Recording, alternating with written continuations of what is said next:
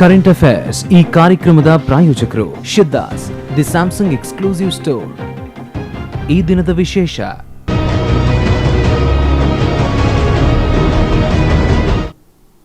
Hello ನಮಸ್ತೆ, Siddhas Samsung presents current affairs ಕಾರ್ಯಕ್ರಮಕ್ಕೆ ಸ್ವಾಗತ. ನಾನು ರಕ್ಷತ್ ಶೆಟ್ಟಿ. ಇವತ್ತಿನ ಕರೆಂಟ್ ಅಫೇರ್ಸ್ ಕಾರ್ಯಕ್ರಮದಲ್ಲಿ ನಾವು ತೆಗೆದುಕೊಂಡಿರುವಂಥ ವಿಚಾರ ಬಹುಶಃ ದಕ್ಷಿಣ ಕನ್ನಡ ಜಿಲ್ಲೆಯಲ್ಲಿ ಸದ್ಯ ಚರ್ಚೆ ಆಗ್ತಾ ಇರುವಂಥದ್ದು ಹರೀಶ್ ಪೂಜಾರಿ ಕೊಲೆ ಪ್ರಕರಣ ಏನಿದೆ, ಅದರಲ್ಲಿ ಇಬ್ಬರು ಬಲಪಂಥೀಯ ಸಂಘಟನೆಯಲ್ಲಿ ಗುರುತಿಸಿಕೊಂಡಂಥ ವ್ಯಕ್ತಿಗಳು ಅರೆಸ್ಟ್ ಆಗಿರುವಂಥದ್ದು ಮತ್ತು ಮೊನ್ನೆ ಅವರನ್ನು ಅರೆಸ್ಟ್ ಮಾಡಿದ ಸಂದರ್ಭದಲ್ಲಿ ನಡೆದಂಥ ಪತ್ರಿಕಾಗೋಷ್ಠಿಯಲ್ಲಿ IGP ಸಾಹೇಬರು ಮಾತನಾಡಿದಂಥ ಒಂದು ಸ್ಟೇಟ್ಮೆಂಟ್ ಏನಿದೆ, ವಿದೌಟ್ ರೀಸನ್ ಕೊಲೆಯಾಗುವಂಥ ಜಿಲ್ಲೆ ಅಂತ ಇದ್ದರೆ ಅದು ದಕ್ಷಿಣ ಕನ್ನಡ ಜಿಲ್ಲೆ ಇರಬೇಕು. ನಾನು ನನ್ನ ಸರ್ವಿಸ್ನಲ್ಲಿ ಹಲವಾರು ಜಿಲ್ಲೆಗಳನ್ನು ನೋಡಿದ್ದೇನೆ. ಆದರೆ ವಿದೌಟ್ ರೀಸನ್, ಕಾರಣವೇ ಇಲ್ಲದೆ ಕೊಲೆಯಾದಂಥ ಜಿಲ್ಲೆ ಅಂತ ಇದ್ದರೆ ಅದು ದಕ್ಷಿಣ ಕನ್ನಡ ಜಿಲ್ಲೆ ಅನ್ನುವಂಥದ್ದು. ಸೊ ಈ ಒಂದು ಹೇಳಿಕೆ ಏನಿದೆ ಅತ್ಯಂತ ಗಂಭೀರವಾಗಿ ತೆಗೆದುಕೊಳ್ಳಬೇಕಾದಂಥ ಹೇಳಿಕೆ. ಯಾಕಂತ ಹೇಳಿದರೆ ಒಬ್ಬ ಹಿರಿಯ ಅಧಿಕಾರಿ ತನ್ನ ಸರ್ವಿಸ್ನಲ್ಲಿ ದಕ್ಷಿಣ ಕನ್ನಡ ಜಿಲ್ಲೆಯನ್ನು ನೋಡಿಲ್ಲ ಅನ್ನೋ ರೀತಿಯಲ್ಲಿ ಮಾತಾಡ್ತಾರೆ ಅಂತಾದರೆ ನಮ್ಮ ಜಿಲ್ಲೆ ಯಾವ ಕಡೆಗೆ ಸಾಗ್ತಾ ಇದೆ, ಎತ್ತ ಸಾಗ್ತಾ ಇದೆ ಮತ್ತು ಇದಕ್ಕೆ ಕಾರಣರು ಯಾರು ಅನ್ನೋದರ ಬಗ್ಗೆ ಚರ್ಚೆ ಆಗಬೇಕು. ಇಬ್ಬರು ಅತಿಥಿಗಳು ಈ ಬಗ್ಗೆ ಮಾತಾಡೋದಕ್ಕೆ ನಮ್ಮ ಸ್ಟುಡಿಯೋದಲ್ಲಿದ್ದಾರೆ. ಒಬ್ಬರು ಬಜರಂಗ ದಳದ ಕಡೆಯಿಂದ ಮುರಳಿ ಕೃಷ್ಣ ಹಸನ್ ತಡ್ಕ ಅವರು ನಮ್ಮ ಸ್ಟುಡಿಯೋದಲ್ಲಿದ್ದಾರೆ. ಮುರಳಿ ಕೃಷ್ಣ ಅವರೇ, ಕಾರ್ಯಕ್ರಮಕ್ಕೆ ಸ್ವಾಗತ. ಅದೇ ರೀತಿ DYFI ಸಂಘಟನೆಯ ರಾಜ್ಯಾಧ್ಯಕ್ಷ ಮುನೀರ್ ಕಾಟಿಪಳ್ಳ ಅವರು ಕೂಡ ನಮ್ಮ ಸ್ಟುಡಿಯೋದಲ್ಲಿದ್ದಾರೆ. ಸರ್, ಕಾರ್ಯಕ್ರಮಕ್ಕೆ ಸ್ವಾಗತ. ಸರ್, ಮೊದಲಿಗೆ ನಿಮ್ಮನ್ನೇ ಮಾತಾಡಿಸಬೇಕು. ಇದು ಸರಿ ಅಂತ ಕಾಣುತ್ತಾ ನಿಮಗೆ? ಈ ಇನ್ಸಿಡೆಂಟ್ ಅನ್ನ ಗಮನಿಸಿದ್ರೆ, ಹರೀಶ್ ಪೂಜಾರಿ ಕೊಲೆ ಪ್ರಕರಣವನ್ನು ಗಮನಿಸಿದ್ರೆ, ನಿಮ್ಮ ಸಂಘಟನೆ ವರ್ತಿಸ್ತಾ ಇರುವಂತದ್ದು, ನಿಮ್ಮ ಸಂಘಟನೆ ವರ್ತಿಸಿದಂತ ರೀತಿ ಹಿಂದೆ ಸರಿ ಅಂತ ಕಾಣುತ್ತಾ? ಒಟ್ಟು ದಕ್ಷಿಣ ಕನ್ನಡದ ಮುಂದೆ ನಡೆದಿರತಕ್ಕಂಥ ಘಟನೆಗಳನ್ನು ನಾವು ಕಣ್ಣಲ್ಲಿ ನೋಡಿಕೊಂಡ್ರೆ, ನಮ್ಮ ಕಣ್ಣ ಮುಂದಿರತಕ್ಕಂಥ ವಿಚಾರಗಳನ್ನು ಇವತ್ತು ರಾಜ್ಯದಲ್ಲಿ ಒಂದು ಟಿಪ್ಪು ಜಯಂತಿ ಅಂತ ಹೇಳುವಂಥ ಒಂದು ಕಾರ್ಯಕ್ರಮವನ್ನು ಏನು ಜಾರಿಗೆ ತಂದಿದ್ದಾರೆ, ಅದು ಇಡೀ ರಾಜ್ಯದಲ್ಲಿ ಜನತೆ ಜಾಗೃತರಾಗಿದ್ದಾರೆ. ಒಂದು ಕಾರ್ಯಕ್ರಮವನ್ನು ಹೇರುವಂಥದ್ದು ಮತ್ತೆ ಒಂದು ಕಾರ್ಯಕ್ರಮವನ್ನು ಜಾರಿ ಮಾಡುವಂತದ್ದಕ್ಕೆ ವ್ಯತ್ಯಾಸ ಇದೆ. ಜನರ ಮೇಲೆ ಕಾರ್ಯಕ್ರಮವನ್ನು ಟಿಪ್ಪು ಜಯಂತಿಯ ಬಗ್ಗೆ ಹಲವಾರು ಚರ್ಚೆಗಳಾಗೋಗಿದೆ. ನನಗೆ ಹರೀಶ್ ಪೂಜಾರಿ ಕೊಲೆ ಪ್ರಕರಣದ ನಾನು ಹೇಳ್ತಾ ಇರ್ತಕ್ಕಂಥದ್ದು ಜವಾಬ್ದಾರಿ ಇರುವಂತ ಹುಡುಗರು, ನಾನು ಹೇಳ್ತಾ ಇರ್ತಕ್ಕಂಥದ್ದು ಹರೀಶ್ ಪೂಜಾರಿ ಕೊಲೆ ಪ್ರಕರಣ ಏನು ಇವತ್ತು ಪೊಲೀಸರು ಆರೋಪ ಮಾಡ್ತಾ ಇದ್ದಾರೆ. ಇವತ್ತೇನೋ ಇಬ್ರು ಅಮಾಯಕರು ಆಗಿರ್ತಕ್ಕಂಥ ಭುವಿತ್ ಶೆಟ್ಟಿ ಮತ್ತೆ ಅಚ್ಯುತ. ಇಲ್ಲಿ ಪ್ರಶ್ನೆ ಇರುವಂತದ್ದೇ ಅದು, ಅಮಾಯಕ ಹುಡುಗ ಸಾವನ್ನಪ್ಪಿದ್ದಾನೆ, ಅದರ ಬಗ್ಗೆ ನಿಮಗೆ ಕಾಳಜಿ ಇಲ್ಲ? ಖಂಡಿತ. ಯಾರೋ ಅಮಾಯಕರು ಅಂತ ನೀವು ಲೇಬಲ್ ಹಚ್ಚುತ್ತಾ ಇದ್ದೀರಿ. ನಾವು ಹೇಳ್ತಾ ಇರ್ತಕ್ಕಂಥದ್ದು ಹರೀಶ್ ಪೂಜಾರಿ ಹೇಳುವಂತ ಒಬ್ಬ ಅಮಾಯಕ. ಶಮೀವುಲ್ಲಾ ಇರ್ಬೋದು, ಹರೀಶ್ ಪೂಜಾರಿ ನಿಜವಾಗಿ ಅಮಾಯಕರು. ಅವರು ತಕ್ಷಣ ನಮ್ಮ ಸಂಘಟನೆಯ ಕಾರ್ಯಕರ್ತರು ಇರ್ಬೋದು, ನಾಯಕರುಗಳು ಅವ್ರ ಮನೆಗೆ ಧಾವಿಸಿದ್ದಾರೆ, ಅವ್ರಿಗೆ ಏನು ನೆರವು ಮಾಡುವಂತ ಕೆಲಸವನ್ನು ಮಾಡಿದ್ದಾರೆ, ಖಂಡಿತ.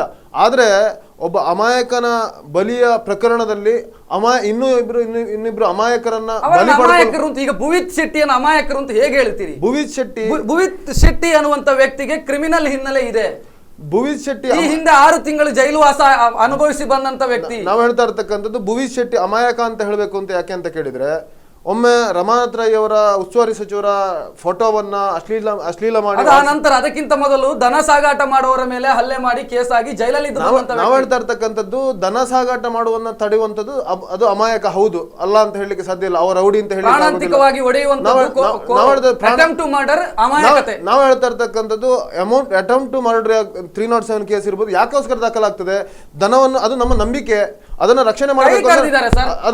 ಆ ವ್ಯಕ್ತಿಯನ್ನ ನೀವು ಪರವಹಿಸಿ ಮಾತಾಡ್ತೀರಿ ಅಂತ ಅಲ್ಲ. ನಾವು ಹೇಳ್ತಾ ಇರ್ತಕ್ಕಂಥದ್ದು, ಒಂದು ದನ ಸಾಗಾಟದಲ್ಲಿ ನಮ್ಮ ಕಾರ್ಯಕರ್ತರು ತಡೆ ಮಾಡ್ತಾರೆ, ಪೊಲೀಸರಿಗೆ ಹೇಳ್ತಾರೆ, ಆದ್ರೂ ಅದನ್ನ ಸಾಗಾಟ ಅಮಾಯಕರು ಅಂತ ಹೇಳೋದಕ್ಕೆ ಏನ್ ರೀಸನ್ ಏನು? ನಾವು ಹೇಳ್ತಾ ಇರ್ತಕ್ಕಂಥದ್ದು, ಭುವಿತ್ ಶೆಟ್ಟಿಯನ್ನ ಆ ದಿವಸ ಸಂಜೆ ರಾತ್ರಿ ಅಲ್ಲಿ ನೋಡಿದವರಿದ್ದಾರೆ, ಅವ್ರು ಎಲ್ಲಿದ್ದಾರೆ ಅಂತ ನೋಡಿದವರಿದ್ದಾರೆ, ಅವರು ಎಲ್ಲಿ ತಿರುಗಾಡ್ತಾ ಇದ್ರು ಅಂತ ನೋಡಿದವರಿದ್ದಾರೆ. ಮತ್ತೆ ಶಮೀವುಲ್ಲನ ಹೇಳಿಕೆ ಇದೆ. ಶಮೀವುಲ್ಲನ ಹೇಳಿಕೆ ನಮಗೆ ಗೊತ್ತಿದೆ, ಪತ್ರಿಕೆಗಳಲ್ಲಿ ಬಂದಿದೆ. ಅವರು ಹೇಳಿರ್ತಕ್ಕಂಥದ್ದು, ಒಬ್ಬ ಪೊಲೀಸ್ ಹಿರಿಯ ಅಧಿಕಾರಿಯ ಮುಂದೆ ಹೇಳಿರ್ತಕ್ಕಂಥದ್ದು, ಹರೀಶ್ ಪೂಜಾರಿಯನ್ನ ಹತ್ಯೆ ಮಾಡೋದಕ್ಕಿಂತ ಮುಂಚೆ ನನ್ನ ಮೇಲೆ ಅಟೆಂಪ್ಟ್ ಮಾಡಿದ್ರು. ಒಂದು ಕಡೆಯಲ್ಲಿ ನಾವು ಒಂದು ಮಾಧ್ಯಮವಾಗಿಯೋ ಅಥವಾ ಸಾರ್ವಜನಿಕರಾಗಿಯೋ ನಾವು ಹೇಳುವಂಥದ್ದು, ನಮಗೆ ತನಿಖಾಧಿಕಾರಿಗಳು ಅಂತ IGP ಅಥವಾ SP ಇವರ ನೇತೃತ್ವದ ತನಿಖೆಯ ಮೇಲೆ ನಮಗೆ ವಿಶ್ವಾಸಾರ್ಹತೆ ಇರುತ್ತೆ. ಅವರು ಹೇಳ್ತಾ ಇದ್ದಾರೆ. ನಾವು ಹೇಳ್ತಾ ಇರ್ತಕ್ಕಂಥದ್ದು ಅದೇ. ಇವತ್ತು ಈ ದಕ್ಷಿಣ ಕನ್ನಡ ಜಿಲ್ಲೆ ಈ ಪ್ರಕರಣಗಳನ್ನ ಗಮನಿಸ್ತಾ ಇರ್ತಕ್ಕಂಥ ಸಂದರ್ಭ. ನಿಮಗೆ ಒಂದು ತನಿಖಾಧಿಕಾರಿಗಳು ಬೇರೆ ಇದ್ದಾರೆ, ನಮಗೆ ಸಂಘಟನೆಗೆ ಇರ್ಬೋದು, ಹಿಂದೂ ಸಮಾಜಕ್ಕೆ ತನಿಖಾಧಿಕಾರಿಗಳು ಬೇರೆ ಬೇಕು ಅಂತ ಹೇಳಿಲ್ಲ. ನಿಷ್ಪಕ್ಷಪಾತವಾಗಿರ್ತಕ್ಕಂಥ ತನಿಖೆ ಮಾಡಬೇಕು, ನ್ಯಾಯಯುತವಾಗಿರ್ತಕ್ಕಂಥ ತನಿಖೆ ಮಾಡಬೇಕು. ASP ರಾಹುಲ್ ಕುಮಾರ್ ಹೇಳ್ತಾ ಇದ್ದಾರೆ, ನಿಷ್ಪಕ್ಷಪಾತವಾಗಿ ಮಾಡಿದ್ದೇವೆ, ಆತನೇ ಒಪ್ಪಿಕೊಂಡಿದ್ದಾನೆ. ಅಲ್ಲ, ಒಪ್ಪಿಕೊಂಡ್ರೆ ನಾವು ಹೇಳ್ತಾ ಇರ್ತಕ್ಕಂಥದ್ದು ಹೊಡಿತಾರೆ, ಬಡಿತಾರೆ, ಒಪ್ಪಿಕೊಳ್ಬೇಕಾಗ್ತದೆ. ನಾನು ಹೇಳ್ತಿರ್ತಕ್ಕಂಥದ್ದು ಶಮೀವುಲ್ಲನ ಹೇಳಿಕೆಯನ್ನ ಯಾಕೆ ನಾವು ಕನ್ಸಿಡರ್ ಮಾಡಲಿಲ್ಲ? ಶಮೀವುಲ್ಲನ ಯಾವ ಹೇಳಿಕೆಯನ್ನ ಕನ್ಸಿಡರ್ ಮಾಡಲಿಲ್ಲ ಅಂತ ಹೇಳ್ತೀವಿ? ಶಮೀವುಲ್ಲಾ ಹೇಳಿರ್ತಕ್ಕಂಥದ್ದು ನನಗೆ ಫಸ್ಟಿಗೆ ಅಟೆಂಪ್ಟ್ ಮಾಡಿದ್ರು. ಈ ಹೇಳಿಕೆ ನೀವು ಯಾ ಅಲ್ಲ ಅಂತ ಹೇಳ್ದ ಅಥವಾ ಓಡ್ದ? ಈ ಹೇಳಿಕೆ ಎಲ್ಲೂ ಕೂಡ ರೆಕಾರ್ಡ್ ಆಗಿಲ್ಲ. ನಮ್ಮ ಹತ್ರ ಇದೆ, ರೆಕಾರ್ಡ್ ಕೊಡ್ತೇವೆ ನಾವು, ರೆಕಾರ್ಡ್ ತೋರಿಸ್ತೇವೆ ನಾವು. ಶಮೀವುಲ್ಲಾ ಮಾತಾಡಿದ ರೆಕಾರ್ಡ್ ಇದೆ ನಮ್ಮ ಹತ್ರ, ಅದನ್ನ ತೋರಿಸ್ತೇವೆ ನಾವು. ಯಾಕೋಸ್ಕರ ಅದನ್ನ ಮಾಡ್ತಾರೆ? ಮುನೀರ್ ಅವರು ಏನ್ ಹೇಳ್ತೀರಿ ಈ ಇನ್ಸಿಡೆಂಟ್ ನ ಬಗ್ಗೆ? ತಾವು ಏನ್ ಹೇಳ್ತೀರಿ? ಒಟ್ಟಿನಲ್ಲಿ ದಕ್ಷಿಣ ಕನ್ನಡ ಜಿಲ್ಲೆ ಈ ಪರಿಸ್ಥಿತಿಯ ಬಗ್ಗೆ ತಾವು ಏನ್ ಹೇಳ್ತೀರಿ? ಇದು ಒಟ್ಟು ತೀರಾ ದೌರ್ಭಾಗ್ಯಕರವಾದಂತಹ ಘಟನೆ. ಆದ್ರೆ ಇದನ್ನ ಅಷ್ಟು ಕೇವಲ ಒಂದು ಸಿಂಗಲ್ ಇನ್ಸಿಡೆಂಟ್ ಆಗಿ ನಾವು ನೋಡ್ಲಿಕ್ಕೆ ಆಗಲ್ಲ. ಕಳೆದ 2.5 ದಶಕಗಳಿಂದ ಈ ಜಿಲ್ಲೆ ನಡ್ಕೊಂಡ್ ಬಂದಿರುವಂತಹ ಒಂದು ದಾರಿ ಏನಿದೆ ಅದರ ಉತ್ತಂಗವಾದಂತಹ ಒಂದು ಸ್ಥಿತಿಯನ್ನ ಈ ಹರೀಶ್ ಕೊಲೆ ತೋರಿಸ್ತದೆ. ಕೋಮುವಾದಕ್ಕೆ ಕಣ್ಣಿಲ್ಲ. ಭುವಿ ಶೆಟ್ಟಿ ಅಂತ ಒಬ್ಬ ಹುಡುಗ, ಅಚ್ಯುತನ ಅಂತ ಅದೇ ಸಮಪ್ರಾಯದ ಹುಡುಗರು, ತಮಗೆ ಸಂಬಂಧವೇ ಇಲ್ಲದ ಇಬ್ಬರು ಹುಡುಗರನ್ನ ಹುಡುಕಿಕೊಂಡು ಬಂದು ಒಂದು ಮತೀಯ ದ್ವೇಷದಿಂದ ಕೊಲೆಯನ್ನ ಮಾಡ್ತಾರೆ. ಅವನು ನನ್ನ ಸ್ವಧರ್ಮೀಯನೋ ಅಲ್ವೋ ಅಥವಾ ಸಮೀವುಲ್ಲಾ ಇನೋಸೆಂಟೋ ಅಥವಾ ಆತನೂ ಕೂಡ ಮುಸ್ಲಿಂ ಕೋಮುವಾದಿ, ಯಾವುದೇ ಇದನ್ನು ನೋಡದೆ ಕೇವಲ ಪ್ರಾಣ ತೆಗಿಬೇಕು, ನಾವು ನಂಬಿರುವಂಥ ಸಿದ್ಧಾಂತಕ್ಕಾಗಿ ಇಬ್ಬರ ಪ್ರಾಣವನ್ನು ತೆಗಿಬೇಕು ಅನ್ನೋಂತ ಭಾವಿಸ್ತಾರೆ. ಅದಕ್ಕೆ ಇಬ್ಬರು ಅಮಾಯಕರು ಚೂರಿರತಕ್ಕೊಳಗಾಗ್ತಾರೆ, ಒಬ್ಬ ಸಾಯ್ತಾನೆ ಅನ್ನುವಂಥದ್ದು ಬಹುಶಃ ನಾವು ಕಲ್ಪನೆ ಮಾಡ್ಲಿಕ್ಕೆ ಸಾಧ್ಯ ಇಲ್ಲದಂತ ಒಂದು ಪರಿಸ್ಥಿತಿ. ಆದ್ರೆ ಒಟ್ಟು ಜಿಲ್ಲೆಯ ರಾಜಕಾರಣ ಮತ್ತು ಸಾಮಾಜಿಕ ಒಂದು ಪರಿಸ್ಥಿತಿ ಯಾವ ದಿಕ್ಕಿನಲ್ಲಿ ಯಾವ ದುಸ್ಥಿತಿಯತ್ತ ಸಾಗ್ತಾ ಇದೆ ಅನ್ನೋದಕ್ಕೆ ಇದಕ್ಕಿಂತ ದೊಡ್ಡ ಉದಾಹರಣೆ ಬೇಕಾಗಿಲ್ಲ. ಇವತ್ತು ನಾವು ಮಾಡಬೇಕಾಗಿದ್ದು ಆತ್ಮಾವಲೋಕನ. ಅಮಾಯಕರು ಅನ್ನೋದಕ್ಕಾದ ಸ್ಟ್ರಾಂಗ್ ಆದಂತ ನಾವು ಇದನ್ನು ಕೊಡ್ಬೇಕಾಗಿ. ಹಾಗಾದ್ರೆ ರಾಹುಲ್ ಕುಮಾರ್ ಒಬ್ಬ ದಕ್ಷ ಅಧಿಕಾರಿ, ನಾವು ನೋಡಿದ ಹಾಗೆ ಯಾರನ್ನೂ ಕೂಡ ಫಿಕ್ಸ್ ಮಾಡಿದಂತ ನಾವು ಇಷ್ಟವರೆಗೆ ಕಂಡಿಲ್ಲ. ಒಂದು ಮತ್ತೆ ನಾವು ಹಿಂದೆ ಬಜರಂಗ ದಳದ ಕಾರ್ಯಕರ್ತ ರಾಜೇಶ್ ಪೂಜಾರಿ ಕೊಲೆ ಆದಾಗ ನಾವು ಕೂಡ ಅಮಾಯಕರನ್ನು ಫಿಕ್ಸ್ ಮಾಡಿದ್ದಾರೆ ಅನ್ನುವಂತ ಒಂದು ಹೋರಾಟವನ್ನು ಮಾಡಿದ್ವಿ. ಈಗ ಅದು ಮರುತನಿಖೆ ನಡೀತಾ ಇದೆ. ಆವಾಗ ಆ 3 ಹುಡುಗರು ಕೂಡ ಎಲ್ಲಿದ್ರು ಆ ಸಂದರ್ಭದಲ್ಲಿ, ಅವರು ಯಾಕೆ ಇನೋಸೆಂಟು, ಅವರ ಕೊಲೆಯಲ್ಲಿ ಭಾಗಿಯಾಗಿಲ್ಲ ಅನ್ನೋದಕ್ಕೆ ನಾವು ತುಂಬಾ ಎವಿಡೆನ್ಸ್ಗಳನ್ನ ಪೊಲೀಸ್ ಇಲಾಖೆ ಮತ್ತು ಸಾರ್ವಜನಿಕರ ಮುಂದೆ ಮತ್ತು ಮೀಡಿಯಾದ ಮುಂದೆ ಇಟ್ಟಿದ್ವಿ. ಇವತ್ತು ಅದೆಲ್ಲವನ್ನು ಕೊಡದೆ ಕೇವಲ ಪೊಲೀಸರು ಫಿಕ್ಸ್ ಮಾಡಿ ಹೊಡೆದು ಬಡದು ಫಿಕ್ಸ್ ಮಾಡಿದ್ದಾರೆ ಅನ್ನೋದ್ರೆ ಅರ್ಥ ಇಲ್ಲ. ಯಾಕಂದ್ರೆ ಕೊಲೆ ನಡೆದ ರಾತ್ರಿಯೇ ಅವರ ಕಾರ್ಗಳನ್ನ ಸೀಸ್ ಮಾಡಿದ್ದಾರೆ, ಎಲ್ಲೋ ಬಿಟ್ಟು ಹೋಗೋ ಕಾರನ್ನ ಸೀಸ್ ಮಾಡಿದ್ದಾರೆ. ಅವತ್ತು ಆ ಕಾರನ್ನ ಹಿಡಿದಾಗಲೇ ಈ ಸಂಘಟನೆಗಳು ಮಾತಾಡಬೇಕಿತ್ತು, ಯಾಕೆ ನಕಲಿ ಕಾರನ್ನ ನೀವು ಹಿಡಿದಿದ್ದೀರಿ ಅಂತ, ಅಲ್ಲಿಂದ ಶುರು ಆಗ್ಬೇಕಿತ್ತು. ಆದ್ರೆ ಇವತ್ತು ಫಿಕ್ಸ್ ಮಾಡಿದ್ದಾರೆ ಅನ್ನುವಾಗ ಇವಾಗ ಹರೀಶ್ನ ಕೊಲೆ ಆದ ತಕ್ಷಣ ಹರೀಶ್ ನಮ್ಮ ಕಾರ್ಯಕರ್ತ ಅಂತ ಹೇಳಿದ್ರು, ಅವರ ಮನೆಯವರು ಹೇಳಿದ್ರು ಅವ್ರು ಯಾವ ಸಂಘಟನೆಯಲ್ಲಿ ಇಲ್ಲ ಅಂತ. ಒಂದು ಮತ್ತೆ ಅವತ್ತು ರಾತ್ರಿ ಅಷ್ಟು ಆಕ್ರೋಶ ಭರಿತವಾಗಿ ಇಡೀ ಜಿಲ್ಲೆಯನ್ನ ಬಂದ್ ಮಾಡಿದವರು ಈಗ 2 ಕಾರಣಕ್ಕಾಗಿ ಇವರು ಹೋರಾಟವನ್ನು ಜೋರಾಗಿ ಮಾಡಬೇಕಿತ್ತು. ಒಂದು ಹರೀಶ್ ಪ್ರಕರಣದಲ್ಲಿ ನ್ಯಾಯ ಕೊಡಿ, ಇನ್ನೊಂದು ಅಮಾಯಕರನ್ನ ಫಿಕ್ಸ್ ಮಾಡಿದ್ದೀರಿ ಅದಕ್ಕೂ ನ್ಯಾಯ ಕೊಡಿ. ಆದ್ರೆ ಇವತ್ತು ಕೇವಲ ಹೇಳಿಕೆಗೆ ಮಾತ್ರ ಇವರು ಸೀಮಿತ ಆಗಿದ್ದಾರೆ ಅನ್ನುವಂತಹದ್ದು ಸಾರ್ವಜನಿಕರಿಂದ ಬರ್ತಾ ಇರುವಂತಹ ಆಕ್ರೋಶವನ್ನು ತಪ್ಪಿಸುವಂತ ಗುರಾಣಿಯಾಗಿ ಇವರು ಬಳಸ್ತಾ ಇದ್ದಾರೆ. ಕೃಷ್ಣ ಅವರೇ, ನನ್ನ ಪ್ರಶ್ನೆ ಸಿಂಪಲ್ ಇದೆ. ನೀವು ಮುಖ ಉಳಿಸಿಕೊಳ್ಳೋದಕ್ಕೋಸ್ಕರ ಅಮಾಯಕ ವ್ಯಕ್ತಿಯ ಅರೆಸ್ಟ್ ಆಗಿದೆ ಅಂತ ಹೇಳ್ತಾ ಇದ್ದೀರಾ ಅಂತ? ಖಂಡಿತವಾಗಿಲ್ಲ. ನಮ್ಮವರಿಂದ ತಪ್ಪಾಗಿದೆ ಅಂತಿದ್ರೆ ನಾವು ಅದಕ್ಕೆ ಖಂಡಿತ ಒಪ್ಪಿಕೊಳ್ಳಿಕ್ಕೆ ಸಿದ್ಧರಿದ್ವಿ. ಯಾಕೋಸ್ಕರ ಒಪ್ಪಿಕೊಳ್ಬೇಕು? ನೀವೊಂದು ಉದಾಹರಣೆ ತಗೊಳ್ಳಿ. ಇದೇ ಬೆಳ್ಳಿಯಪ್ಪರು ಸಬ್ ಇನ್ಸ್ಪೆಕ್ಟರ್ ಆಗಿರ್ತಕ್ಕಂಥ ಸಂದರ್ಭ ಸುಮಾರು 12 ವರ್ಷಗಳ ಹಿಂದೆ ಹೋಗಿ ಒಬ್ಬ ಹಿರಿಯ ಭಾರತೀಯ ಜನತಾ ಪಾರ್ಟಿಯ ಒಬ್ಬ ನಾಯಕ ಪದ್ಮನಾಭ ಕೊಟ್ಟಾರಿ ಅಂತವರ ಮೇಲೆ 302 ಇದೇ ಕೇಸುಗಳನ್ನು ದಾಖಲು ಮಾಡುವಂಥ ವ್ಯವಸ್ಥೆಯನ್ನು ಇದೇ ಬೆಳ್ಳಿಯಪ್ಪರು CI ಆಗಿರುವಾಗ ಇದೇ ರಮಾನಾಥರಯ್ಯವರು ಉಸ್ತುವಾರಿ ಇಲ್ಲಿ ಕರ್ನಾಟಕ ರಾಜ್ಯದ ಮಂತ್ರಿಗಳಾಗಿದ್ದಂಥ ಸಂದರ್ಭದಲ್ಲಿ ಮಾಡಿರ್ತಕ್ಕಂಥದ್ದುಂಟು. ನಾವು ಪ್ರಶಾಂತ್ ಪೂಜಾರಿ ಹತ್ಯೆ ಆಯ್ತು. ಇದನ್ನು ಸ್ಪಷ್ಟ ಆಗಬೇಕು ಅಂತ ಪದ್ಮನಾಭ ಕೊಟ್ಟಾರಿ ಅವರು ಒಬ್ಬ ಅತ್ಯಂತ ಹಿರಿಯ ನಾಯಕ, ಒಬ್ಬರು ಸೌಮ್ಯವಾದಿ, ಅವರನ್ನ ಅಲ್ಲಿ ಒಬ್ಬ ಮನುಷ್ಯನನ್ನ ರಸ್ತೆ ಬದಿಯಲ್ಲಿ ಬಿದ್ದಿದ್ದಾನೆ ಅಂತೇಳಿ ಸ್ಟೇಷನ್ಗೆ ಹೇಳಿಕೆ ತಿಳಿಸಿರ್ತಕ್ಕಂಥ ಸಂದರ್ಭ ರಾತ್ರಿ ಅವರ ಮನೆಗೆ ನುಗ್ಗಿ ಅವರನ್ನ ಅರೆಸ್ಟ್ ಮಾಡುವಂತ ವ್ಯವಸ್ಥೆಗಳು ನಡೆದಿದೆ ಇದೇ ಜಿಲ್ಲೆಯಲ್ಲಿ. ಪದ್ಮನಾಭ ಕೊಟ್ಟಾರಿ ಅವರಿಗೂ ನೀವು ಪದ್ಮನಾಭ ಕೊಟ್ಟಾರಿ ಅವರಿಗೆ ಭುವಿ ಶೆಟ್ಟಿ ಕಂಪೇರ್ ಮಾಡಿರ್ತಕ್ಕಂಥದ್ದಲ್ಲ. ನಾನು ಹೇಳ್ತಾ ಇರ್ತಕ್ಕಂಥದ್ದು ಇಲ್ಲಿಯ ಜಿಲ್ಲೆಯ ರಾಜಕೀಯ ವ್ಯವಸ್ಥೆಗಳಿರ್ಬೋದು, ಅಧಿಕಾರಿ ವರ್ಗದ ವ್ಯವಸ್ಥೆಗಳು ಈ ರೀತಿ ನಡೀತಾ ಇದೆ ಅಂತ ಉದಾಹರಣೆಗಳಿದೆ ಅಂತ ಹೇಳ್ತಾ ಇರ್ತಕ್ಕಂಥದ್ದು. ಪ್ರಶಾಂತ್ ಪೂಜಾರಿ ಹತ್ಯೆ ಪ್ರಕರಣದಲ್ಲಿ PFI ಜೊತೆಗೆ ಸಂಬಂಧ ಇದ್ದಂತ ವ್ಯಕ್ತಿಗಳನ್ನ ಬಂಧಿಸಿದ್ರು. ಆ ಸಂದರ್ಭದಲ್ಲಿ ಅವರು ಕೂಡ ಇದೇ ಆರೋಪವನ್ನು ಅಮಾಯಕರನ್ನ ಅರೆಸ್ಟ್ ಮಾಡಿದ್ದಾರೆ. ಸೊ ಏನಿದಾರೆ ಹಾಗಾದ್ರೆ ಪೊಲೀಸರಿಗೆ ಕೆಲಸ ಇಲ್ಲ ಅಂತ ಇದ್ದವರನ್ನೆಲ್ಲ ಫಿಕ್ಸ್ ಮಾಡ್ತಾರೆ? ನಾನು ಹೇಳ್ತಾ ಇರ್ತಕ್ಕಂಥದ್ದು ಅದರಲ್ಲಿ ಸರಿಯಾಗಿ ಬಂಧನ ಆಗಿದೆ, ನಿಮ್ಮದ್ರಲ್ಲಿ ಆಗ್ಲಿಲ್ಲ ಅಂತ. ಖಂಡಿತ ಅಲ್ಲ, ನೈಜ ಆರೋಪಿಗಳನ್ನ ಅವರು ಹೇಳ್ತಾ ಇರೋದು ಏನಂದ್ರೆ ಈಗ ಪ್ರಶಾಂತ್ ಪೂಜಾರಿಯಲ್ಲಿ ಇನ್ನೋಸೆಂಟ್ ಅನ್ನ ಬಂಧನ ಮಾಡಿ ಇದರಲ್ಲಿ ನೈಜ ಆಧಾರವನ್ನು ಮಾಡಿದ್ದಾರೆ. ಇಲ್ಲ ಅದು ಅಲ್ಲ, ಹೇಳಲಿಕ್ಕೆ ಹೇಗೆ ಸಹ ಹೇಳ್ಬೋದು. ಆದ್ರೆ ಇಡೀ ಊರಿಗೆ ಗೊತ್ತಿದೆ ಮೂಡಬಿದ್ರೆಯಲ್ಲಿ ಯಾರನ್ನ ಯಾಕೋಸ್ಕರ ಹತ್ಯೆ ಮಾಡಿದ್ದಾರೆ ಅಂತ ಹೇಳುವಂತದ್ದು ಗೊತ್ತಿದೆ. ಒಬ್ಬ ಪ್ರಶಾಂತ್ ಪೂಜಾರಿ ಹಿಂದೂ ಸಂಘಟನೆಯ ಕಾರ್ಯಕರ್ತನಾಗಿ ಸ್ವಲ್ಪ ಕೆಲಸ ಮಾಡ್ತಾ ಇದ್ದಾನೆ, ಮಿಂಚ್ತಾ ಇದ್ದಾನೆ, ಸಮಾಜದಲ್ಲಿ ಒಂದಷ್ಟು ಮುಂದಾಳತ್ವವನ್ನು ವಹಿಸಿಕೊಂಡು ಇವರ ಅಕ್ರಮ ಚಟುವಟಿಕೆಗಳೇ ತಡೆ ಆಗ್ತಾ ಇದ್ದಾನೆ, ಒಂದು ಮುಳ್ಳಾಗ್ತಾ ಇದ್ದಾನೆ ಹೇಳುವಂಥದ್ದು ಗೊತ್ತಿತ್ತು. ಅದಕ್ಕೋಸ್ಕರ ಅವರನ್ನು ಹತ್ಯೆ ಮಾಡ್ತಾರೆ. ಹರೀಶ್ ಪೂಜಾರಿ ಒಬ್ಬ ಇನ್ನೋಸೆಂಟ್ ಅಮಾಯಕ, ಯಾರನ್ನು ಸರ್ ನೀವೊಂದು ಜವಾಬ್ದಾರಿಯುತ ಸಂಘಟನೆಯ ಮುಖಂಡರಾಗಿ, ಹೌದು, ಯಾರೋ ಒಬ್ಬ ಅರೆಸ್ಟ್ ಆಗಿದ್ದಾನೆ, ನೀವು ನಿಮ್ಮ ಸಂಘಟನೆಯಿಂದ ಪ್ರತಿಕ್ರಿಯೆ ಏನು ಬೇಕು? ನಾವು ಏನ್ ಮಾಡ್ಬೇಕು? ನಿನ್ನೆ ಪತ್ರಿಕಾಗೋಷ್ಠಿ ಮಾಡಿದ್ದೇವೆ, ಇವತ್ತು ನಾಳೆಯಲ್ಲಿ ಪ್ರತಿಭಟನೆ. ಯಾಕೋಸ್ಕರ ಪ್ರತಿಭಟನೆ ಮಾಡಲಿಲ್ಲ ಅಂತ, ಕ್ರಿಮಿನಲ್ ರೆಕಾರ್ಡ್ ಇರುವಂತ ವ್ಯಕ್ತಿಯ ಪರವಾಗಿ ನೀವು ನಿಲ್ತೀರಿ ಅಂತ ಆದ್ರೆ ನಿಮ್ಮ ಸಂಘಟನೆಯ ವಿಶ್ವಾಸಾರ್ಹತೆ ಬಗ್ಗೆ ಪ್ರಶ್ನೆ ಮಾಡಬೇಕಾಗತ್ತಕ್ಕಂಥದ್ದು. ಕ್ರಿಮಿನಲ್ ರೆಕಾರ್ಡ್ ಇರುವಂತ ವ್ಯಕ್ತಿಯ ಹಿಂದೆ ಯಾಕೋಸ್ಕರ ನಿಲ್ಬೇಕು ಅಂತ. ಒಬ್ಬ ವ್ಯಕ್ತಿ ಒಳ್ಳೆಯವನನ್ನಾಗಿ ಮಾಡ್ಲಿಕ್ಕೆ ನಮ್ಮ ಸಂಘಟನೆ ಯಾವತ್ತೂ ಕೆಲಸ ಮಾಡ್ತದೆ. ಅವನನ್ನು ರಾಕ್ಷಸ ಆಗಿ ಮಾಡ್ತೇವೆ ಅಂತ ಯಾರಾದ್ರೂ ಒಂದಷ್ಟು ಶಕ್ತಿಗಳು ಕೆಲಸ ಮಾಡ್ತಾ ಇದ್ರೆ ಅದನ್ನು ತಡೆಯುವಲ್ಲಿ ನಾವು ಕೆಲಸ ಮಾಡಬೇಕಾಗಿದೆ. ನಾನು ಹೇಳ್ತಾ ಇರ್ತಕ್ಕಂಥದ್ದು ಒಬ್ಬ ಮುಗ್ಧ ಸ್ವಭಾವ ಅಥವಾ ಒಬ್ಬ ಅಮಾಯಕ ಸ್ವಭಾವ ಸಮಾಜಕ್ಕೋಸ್ಕರ ಕೆಲಸ ಮಾಡ್ತಾನೆ. ಸಮಾಜಕ್ಕೋಸ್ಕರ ಕೆಲಸ ಮಾಡುವ ಕೇಸುಗಳನ್ನು ನಮ್ಮ ಮೇಲೆ ಹಾಕಿಸಿಕೊಳ್ಬೇಕಾಗಿದೆ, ಅದಕ್ಕೆ ತೊಂದರೆ ಇಲ್ಲ. ಆದ್ರೆ ಆ ಸಂದರ್ಭದಲ್ಲಿ ಸುಮ್ಮನೆ ಒಂದು ಕೇಸನ್ನು, ಅದು ಸಹ ಇಂಥ ಒಂದು ಹರೀಶ್ ಪೂಜಾರಿ ಅಂತ ಒಬ್ಬ ಸೌಮ್ಯ ಮುಗ್ಧ ಯುವಕನ ಹತ್ಯೆ ಕೇಸನ್ನು ನಮ್ಮ ಮೇಲೆ ಹಾಕೊಳ್ಳಿಕ್ಕೆ ನಾವು ಯಾಕೆ ಸಿದ್ಧ ಇರಬೇಕು? ವಿಧಾನಸಭೆಯಲ್ಲಿ ಮಾತಾಡಬಹುದಿಲ್ಲ. ನಾವು ಹೇಳ್ತಕ್ಕಂಥದ್ದು ವಿಧಾನಸಭೆ ಸೆಷನ್ ನಡೀತಾ ಇದೆ, ಅಲ್ಲಿ ಮಾತಾಡಬಹುದಿತ್ತು. ಇಲ್ಲಿಗ ಪ್ರತಿಭಟನೆ ಮಾಡ್ಲಿಕ್ಕೆ ಇರ್ಬೋದು, ಯಾವುದೋ ಪ್ರಜಾಸತ್ತಾತ್ಮಕ ರೀತಿಯ ಹೋರಾಟ ಮಾಡುವಂತ ನಿನ್ನೆ ನಾವು ಮಾತಾಡಿದೆ. ನಿನ್ನೆ 20ನೇ ತಾರೀಕಿನವರೆಗೆ DC ಅವರು ಇಲ್ಲಿ ಇದು ಹಾಕಿದ್ದಾರೆ. ನೀವು ತಪ್ಪು ಸಂದೇಶ ಕೊಡ್ತಾ ಇದ್ದೀರಿ ಸಮಾಜಕ್ಕೆ. ಒಬ್ಬ ಅಮಾಯಕ ವ್ಯಕ್ತಿಯನ್ನ ಕೊಂದಂತ ವ್ಯಕ್ತಿಗೆ ಸಪೋರ್ಟ್ಗೆ ನೀವು ನಿಲ್ತಾ ಇದ್ದೀರಿ. ಪೊಲೀಸ್ ರೆಕಾರ್ಡ್ ಪ್ರಕಾರ ಕೊಂದದ್ದು ಭುವಿತ್ ಶೆಟ್ಟಿ ಮತ್ತು ಅಚ್ಯುತ್ ಮತ್ತು ಆತನ ತಂಡ. ನಾನು ಹೇಳ್ತಾ ಅವರ ಬೆಂಬಲಕ್ಕೆ ನೀವು ನಿಲ್ತಾ ಇದ್ದೀರಿ. ಕೇವಲ ನಮ್ಮ ಸಂಘಟನೆ ಹುಡುಗ ಅನ್ನೋ ನಮ್ಮ ಸಂಘಟನೆ ಹುಡುಗ ತಪ್ಪು ಮಾಡಿದ್ರೆ ತಪ್ಪು ಅಂತ ನಾವು ಒಪ್ಪಿಕೊಳ್ಳಿಕ್ಕೆ ರೆಡಿ ಇದ್ದೇವೆ. ಅವ ತಪ್ಪು ಮಾಡಿಲ್ಲ, ಓಪನ್ ಮೈಂಡ್ ನಿಮಗೆ ಇಲ್ಲ ಸರ್. ಯಾರು ಕೊಲೆ ಮಾಡಿದಾರಂತ, ಯಾರು ಮಾಡಿದಂತ ಪೊಲೀಸರು ಹುಡುಕಿ ಮಾಡಬೇಕಾದ್ರೆ ನೀವು ಅಮಾಯಕರು ಅಂತ ಹೇಳ್ತೀರಿ. ಅಮಾಯಕರು ಅಂತ ಹೇಳಿದ್ರೆ ಮಾಡದೇ ಇದ್ದ ಅವನನ್ನು ನೋಡಿದವರಿದ್ದಾರೆ. ಎಲ್ಲಿ ನೋಡಿದ್ದಾರೆ? ಯಾರು ನೋಡಿದ್ದು? ನೋಡುವಂತ ಸಾಕ್ಷಿಗಳು ನಮ್ಮ ಹತ್ರ ಇದೆ. ಭುವಿ ಶೆಟ್ಟಿಯನ್ನ ನಿನ್ನೆ ಪ್ರೆಸ್ ಮೀಟ್ ಅಲ್ಲಿ ಅವರನ್ನು ಕೂರಿಸಬೇಕಿತ್ತಲ್ಲ, ಅದು ನಾವು ಮಾಡ್ತೇವೆ. ಈಗ ನೋಡಿ ಇನ್ನೊಂದು ರಕ್ಷತ್, ಭುವಿ ಶೆಟ್ಟಿ ಮತ್ತು ಅಚ್ಯುತ್ ಅವರನ್ನ ನಿನ್ನೆ ಬಂಧನ ಮಾಡಿ ನಿನ್ನೆ ಪ್ರೆಸ್ ಮೀಟ್ ಮಾಡಿದ್ದಲ್ಲ. 4-5 ದಿವಸಗಳ ಹಿಂದೆನೆ ಭುವಿ ಶೆಟ್ಟಿ ಪೊಲೀಸರ ವಶದಲ್ಲಿದ್ದ. ಆವಾಗಲೇ ಭುವಿ ಶೆಟ್ಟಿಯ ಮೇಲೆ ಮೊನ್ನೆ ಅಲ್ಲಿ BC ರೋಡ್ ನಲ್ಲಿ ನಡೆದಿರ್ತಕ್ಕಂಥ ಗಲಭೆಯಲ್ಲಿ 307 ಕೇಸು ದಾಖಲು ಮಾಡಿದ್ದಾರೆ. ಭುವಿ ಶೆಟ್ಟಿ ಸುಮಾರು ಜನ 10-20 ಜನ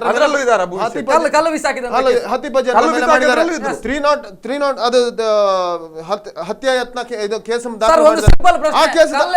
ಭುವಿತ್ ಶೆಟ್ಟಿ ಯಾಕೆ ಬಂಟ್ವಾಳದ ಆ ಕಡೆಗೆ ಹೋಗಿರಬಾರ್ದು? ಅಲ್ಲ, ನಾನು ಹೇಳುದು ಸತ್ಯಾಸತ್ಯತೆ ಅರಿಯದೆ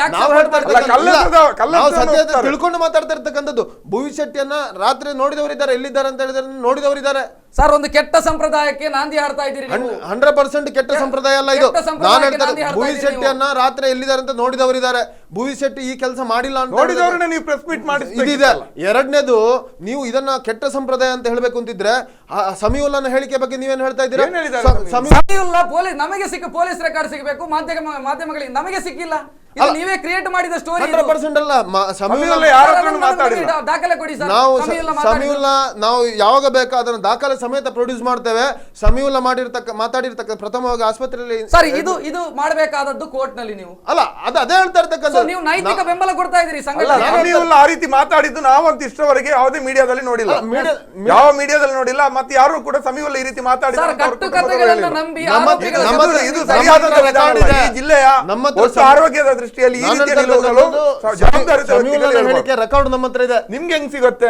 ಸಮೀವುಲ್ಲಾ ರೆಕಾರ್ಡ್ ಇದೆ. ಸಿಗುತ್ತೆ. ಸಮೀವುಲ್ಲಾ ಆಸ್ಪತ್ರೆಗೆ ಅಡ್ಮಿಟ್ ಆಗಿರೋ ನಮ್ಮ ನಾಯಕರುಗಳಲ್ಲಿ ಹೋಗಿದ್ರು, ಅವ್ರ ಹತ್ರ ಮಾತಾಡಿಸಿದ್ದಾರೆ. ಆದ್ರೆ ಇಷ್ಟೊತ್ತಿಗೆ ನೀವು ಅದನ್ನ ಮೀಡಿಯಾಗಳಿಗೆ ಕೊಡ್ತಿದ್ರಿ. ಇಷ್ಟೊತ್ತಿಗೆ ಕೊಡ್ತಾ ಇದ್ರಿ. ಕಟ್ಟುಕತೆಯನ್ನ ನಂಬಿಕೊಂಡು ನೀವು ಇಡೀ ಹೋರಾಟ ಮಾಡ್ತಾ ಇದ್ದೀರಿ, ಅಮಾಯಕರು ಅಂತ ಹೇಳ್ತಾ ಇದ್ದೀರಿ. ಇದು ಕೆಟ್ಟ ಕಟ್ಟುಕತೆ ಅಲ್ಲ. ಇವತ್ತು ಸರ್ಕಾರ ವತಿಯಿಂದ ಫಿಕ್ಸ್ ಮಾಡೋದಾದ್ರೆ ಅವತ್ತೇ ಹಿಡಿದಿದ್ದಾರೆ. 15ನೇ ತಾರೀಕು ಅವತ್ತೇ ಪ್ರೊಡ್ಯೂಸ್ ಮಾಡಬಹುದಿತ್ತು. ಮೊನ್ನೆ ಅವ್ರು ಪ್ರೊಡ್ಯೂಸ್ ಮಾಡಿದ 19ನೇ ತಾರೀಕು 4 ದಿವಸ.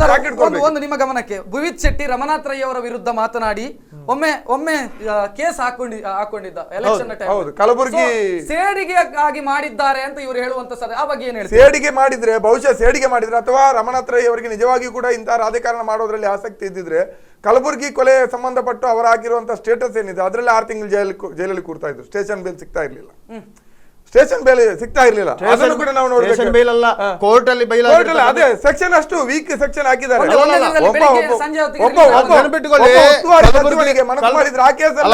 ಒಂದು ವಾರಗಳ ಕಾಲ ಜೈಲಲ್ಲಿ ಕೂರಿಸಬಹುದು. ಇವತ್ತು ಕಲಬುರಗಿ ರಮಣಾತ್ರಿಗೆ ಪರವಾಗಿ ಮಾತಾಡ್ತೇನೆ. ಅದಕ್ಕಿಂತ ಮೊದಲು ಒಂದು ಬ್ರೇಕ್ ಅನ್ನು ತೆಗೆದುಕೊಳ್ಬೇಕು. ವಿಶೇಷ ಕಾರ್ಯಕ್ರಮದಲ್ಲಿ ಒಂದು ಬ್ರೇಕ್ ಅನ್ನು ತೆಗೆದುಕೊಳ್ತಾ ಇದ್ದೀನಿ. ಬ್ರೇಕ್ ನಂತರ ಕಾರ್ಯಕ್ರಮ ಮತ್ತೆ ಮುಂದುವರಿಯುತ್ತದೆ. ಕಾರ್ಯಕ್ರಮದ ಪ್ರಾಯೋಜಕರು Siddhas, the Samsung exclusive store.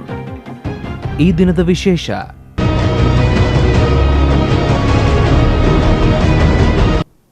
ವಿಶೇಷ ಕಾರ್ಯಕ್ರಮಕ್ಕೆ ಮತ್ತೆ ಸ್ವಾಗತ. ಎಸ್ ಮುನೀರ್ ಅವರೇ, ಈಗ ಮುರಳಿ ಕೃಷ್ಣ ಅವರು ಹೇಳಿದ ಒಂದು ವಿಚಾರದಲ್ಲಿ ನಾನು ಅದಕ್ಕೊಂದು ಸ್ವಲ್ಪ ಆ್ಯಡ್ ಮಾಡೋದು ಅಂತಾದರೆ, ಯುವ ಕಾಂಗ್ರೆಸ್ನ ಸಮಾವೇಶದಲ್ಲಿ ಮುಖ್ಯಮಂತ್ರಿ ಸಿದ್ದರಾಮಯ್ಯ ಅವರು ಒಂದು ಸ್ಟೇಟ್ಮೆಂಟನ್ನು ಕೊಟ್ಟರು. ಹಿಂದೂ ಸಂಘಟನೆಗಳು, ಶ್ರೀರಾಮ ಸೇನೆ, ಬಜರಂಗ ದಳದ ವಿರುದ್ಧ ಹೋರಾಡಿ ನಾವು ನಿಮಗೆ ಸಪೋರ್ಟನ್ನು ಮಾಡ್ತೇವೆ ಅಂತ ಯೂತ್ ಕಾಂಗ್ರೆಸ್ನ ಮುಖಂಡರಿಗೆ ಅವರು ಕಿವಿ ಮಾತನ್ನು ಹೇಳಿದರು.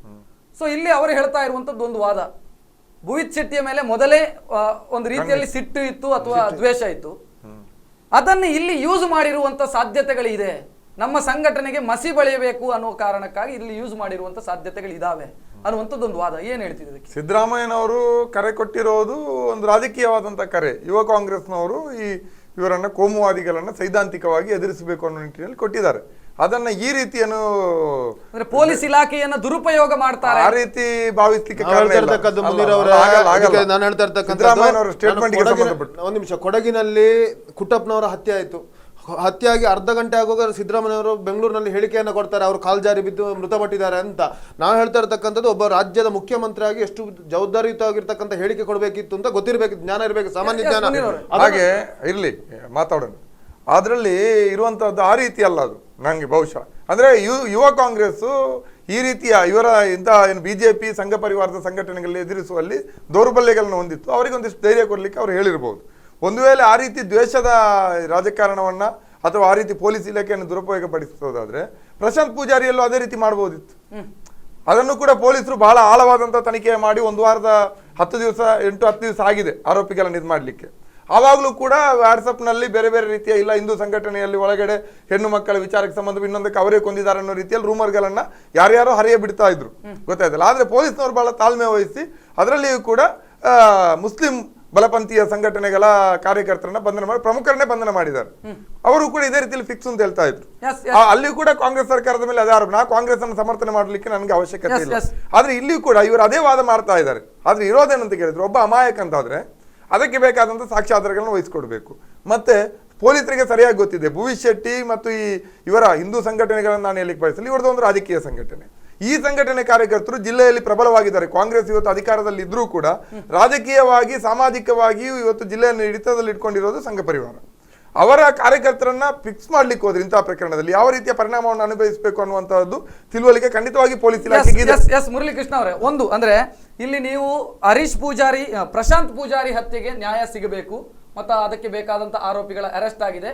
ಸೊ ತಮ್ಮ ಬೇಡಿಕೆ ಏನಿತ್ತು ಅದು ಈಡೇರಿದೆ. ಸೊ ಇಲ್ಲಿ ಕೂಡ ಹರೀಶ್ ಆತ್ಮಕ್ಕೆ ಶಾಂತಿ ಸಿಗಬೇಕು ಅಂತ ಬಯಸೋದಿಲ್ವ ನೀವು? ನಾವು 100% ನೋಡಿ, ಹರೀಶನ ಆತ್ಮಕ್ಕೆ ಶಾಂತಿ ಸಿಗಬೇಕು ಅಂತ ಯಾಕೋಸ್ಕರ ಒಬ್ಬ ಮನೆ ಯಾರು ನೀವು 10 ಲಕ್ಷ ಕೊಟ್ಟ ಕೂಡಲೇ ದುಡ್ಡಿಗೂ ಜೀವಕ್ಕೂ ಬೆಲೆ ಕಟ್ಟಲಿಕ್ಕೆ ಸಾಧ್ಯನೇ ಇಲ್ಲ.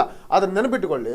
ಯಾವಾಗ ಪ್ರಶಾಂತ್ ಪೂಜಾರಿ ಪೊಲೀಸರು ಆರೋಪಿ ಅಂತ ಹೇಳ್ತಾ ಇರುವಂತ ವ್ಯಕ್ತಿಯ ಬೆನ್ನಿಗೆ ದೊಡ್ಡ ಸಂಘಟನೆ ನೀವು ನಿಲ್ತಾ ಯಾಕೋಸ್ಕರ ಅಂತ ಕೇಳಿದ್ರೆ, ಇದನ್ನ ಒಂದು ರಾಜಕೀಯ ಮತ್ತೆ ಸರ್ಕಾರಿ ಪ್ರೇರಿತವಾಗಿ ಇದನ್ನು ತಿರುಗಿಸಿದ್ದಾರೆ. ಈ ಹತ್ಯೆ ಆರೋಪವನ್ನು ತಿರುಚುವಂತ ಯತ್ನ ಆಗಿದೆ ಅಂತ ಹೇಳೋದಕ್ಕೆ ಒಂದು ಉದಾಹರಣೆ. ಪ್ರಶಾಂತ್ ಪೂಜಾರಿ ಹತ್ಯೆ ನಡೀತು. ಇವತ್ತಿನವರೆಗೆ ಒಬ್ಬ ಅಧಿಕಾರಿ, ಒಬ್ಬ ಕಾಂಗ್ರೆಸ್ ಶಾಸಕರು, ಕಾಂಗ್ರೆಸ್ ಮಿನಿಸ್ಟರ್ಗಳು ಅವರ ಮನೆಗೆ ಹೋಗ್ಲಿಲ್ಲ. ಸಾಂತ್ವನ ಹೇಳೋ ಕೆಲಸ, 1 ರೂಪಾಯಿ ಬಿಡಿ, ಸಾಂತ್ವನ ಹೇಳೋ ಕೆಲಸವನ್ನು ಮಾಡಲಿಲ್ಲ. ಹರೀಶ್ ಪೂಜಾರಿ ಹತ್ಯೆ ನಡೆದಿರ್ತಕ್ಕಂಥ ಸಂದರ್ಭ ತಕ್ಷಣ ರಮಾನಾಥ ಉಸ್ತುವಾರಿ ಸಚಿವರು ಊರಿನವರೇ ತಕ್ಷಣ ಅವರ ಮನೆಗೆ ಧಾವಿಸ್ತಾರೆ, ನೆರವನ್ನು ಕೊಡ್ತಾರೆ. ಸಹಜ, ಒಳ್ಳೆಯದು, ಸ್ವಾಗತ ಮಾಡ್ತೇವೆ. ಆದರೆ ಅದ್ರ ಜೊತೆಗೆ ಇಡೀ ಕಾಂಗ್ರೆಸ್ ನಾಯಕರುಗಳ ದಂಡು, ಕಾಂಗ್ರೆಸ್ MLAಗಳಿರ್ಬೋದು, ಯುವ ಕಾಂಗ್ರೆಸ್ ಜಿಲ್ಲಾಧ್ಯಕ್ಷರುಗಳಿರ್ಬೋದು, ಇಡೀ ಕಾಂಗ್ರೆಸ್ ನಾಯಕರ ದಂಡೆ ಹರೀಶ್ ಪೂಜಾರಿಯ ಮನೆಗೆ ಧಾವಿಸ್ತದೆ. ಸಂತೋಷ, ಅವರು ಸಹಾಯ ಹಸ್ತ, ಅವರಿಗೆ ಸಾಂತ್ವನ ಹೇಳೋದು ನಮಗೆ ಸಂತೋಷ.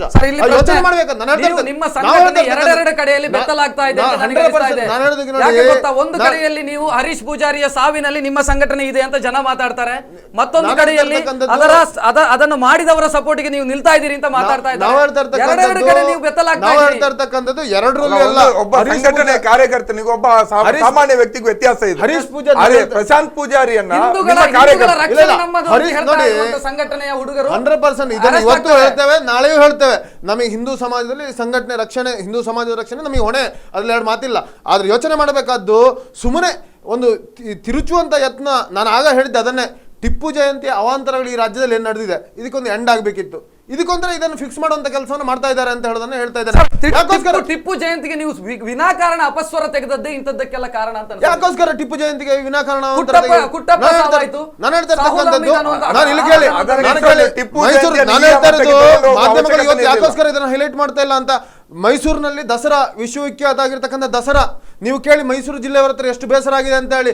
ದುಡ್ಡಿಲ್ಲ, ಈ ಸಲ ಬರಗಾಲ, ಸಹಜವಾಗಿ ಹಿಂದೂಗಳು ಹಿಂದೂ ಸಮಾಜಕ್ಕೆ ಅವಮಾನ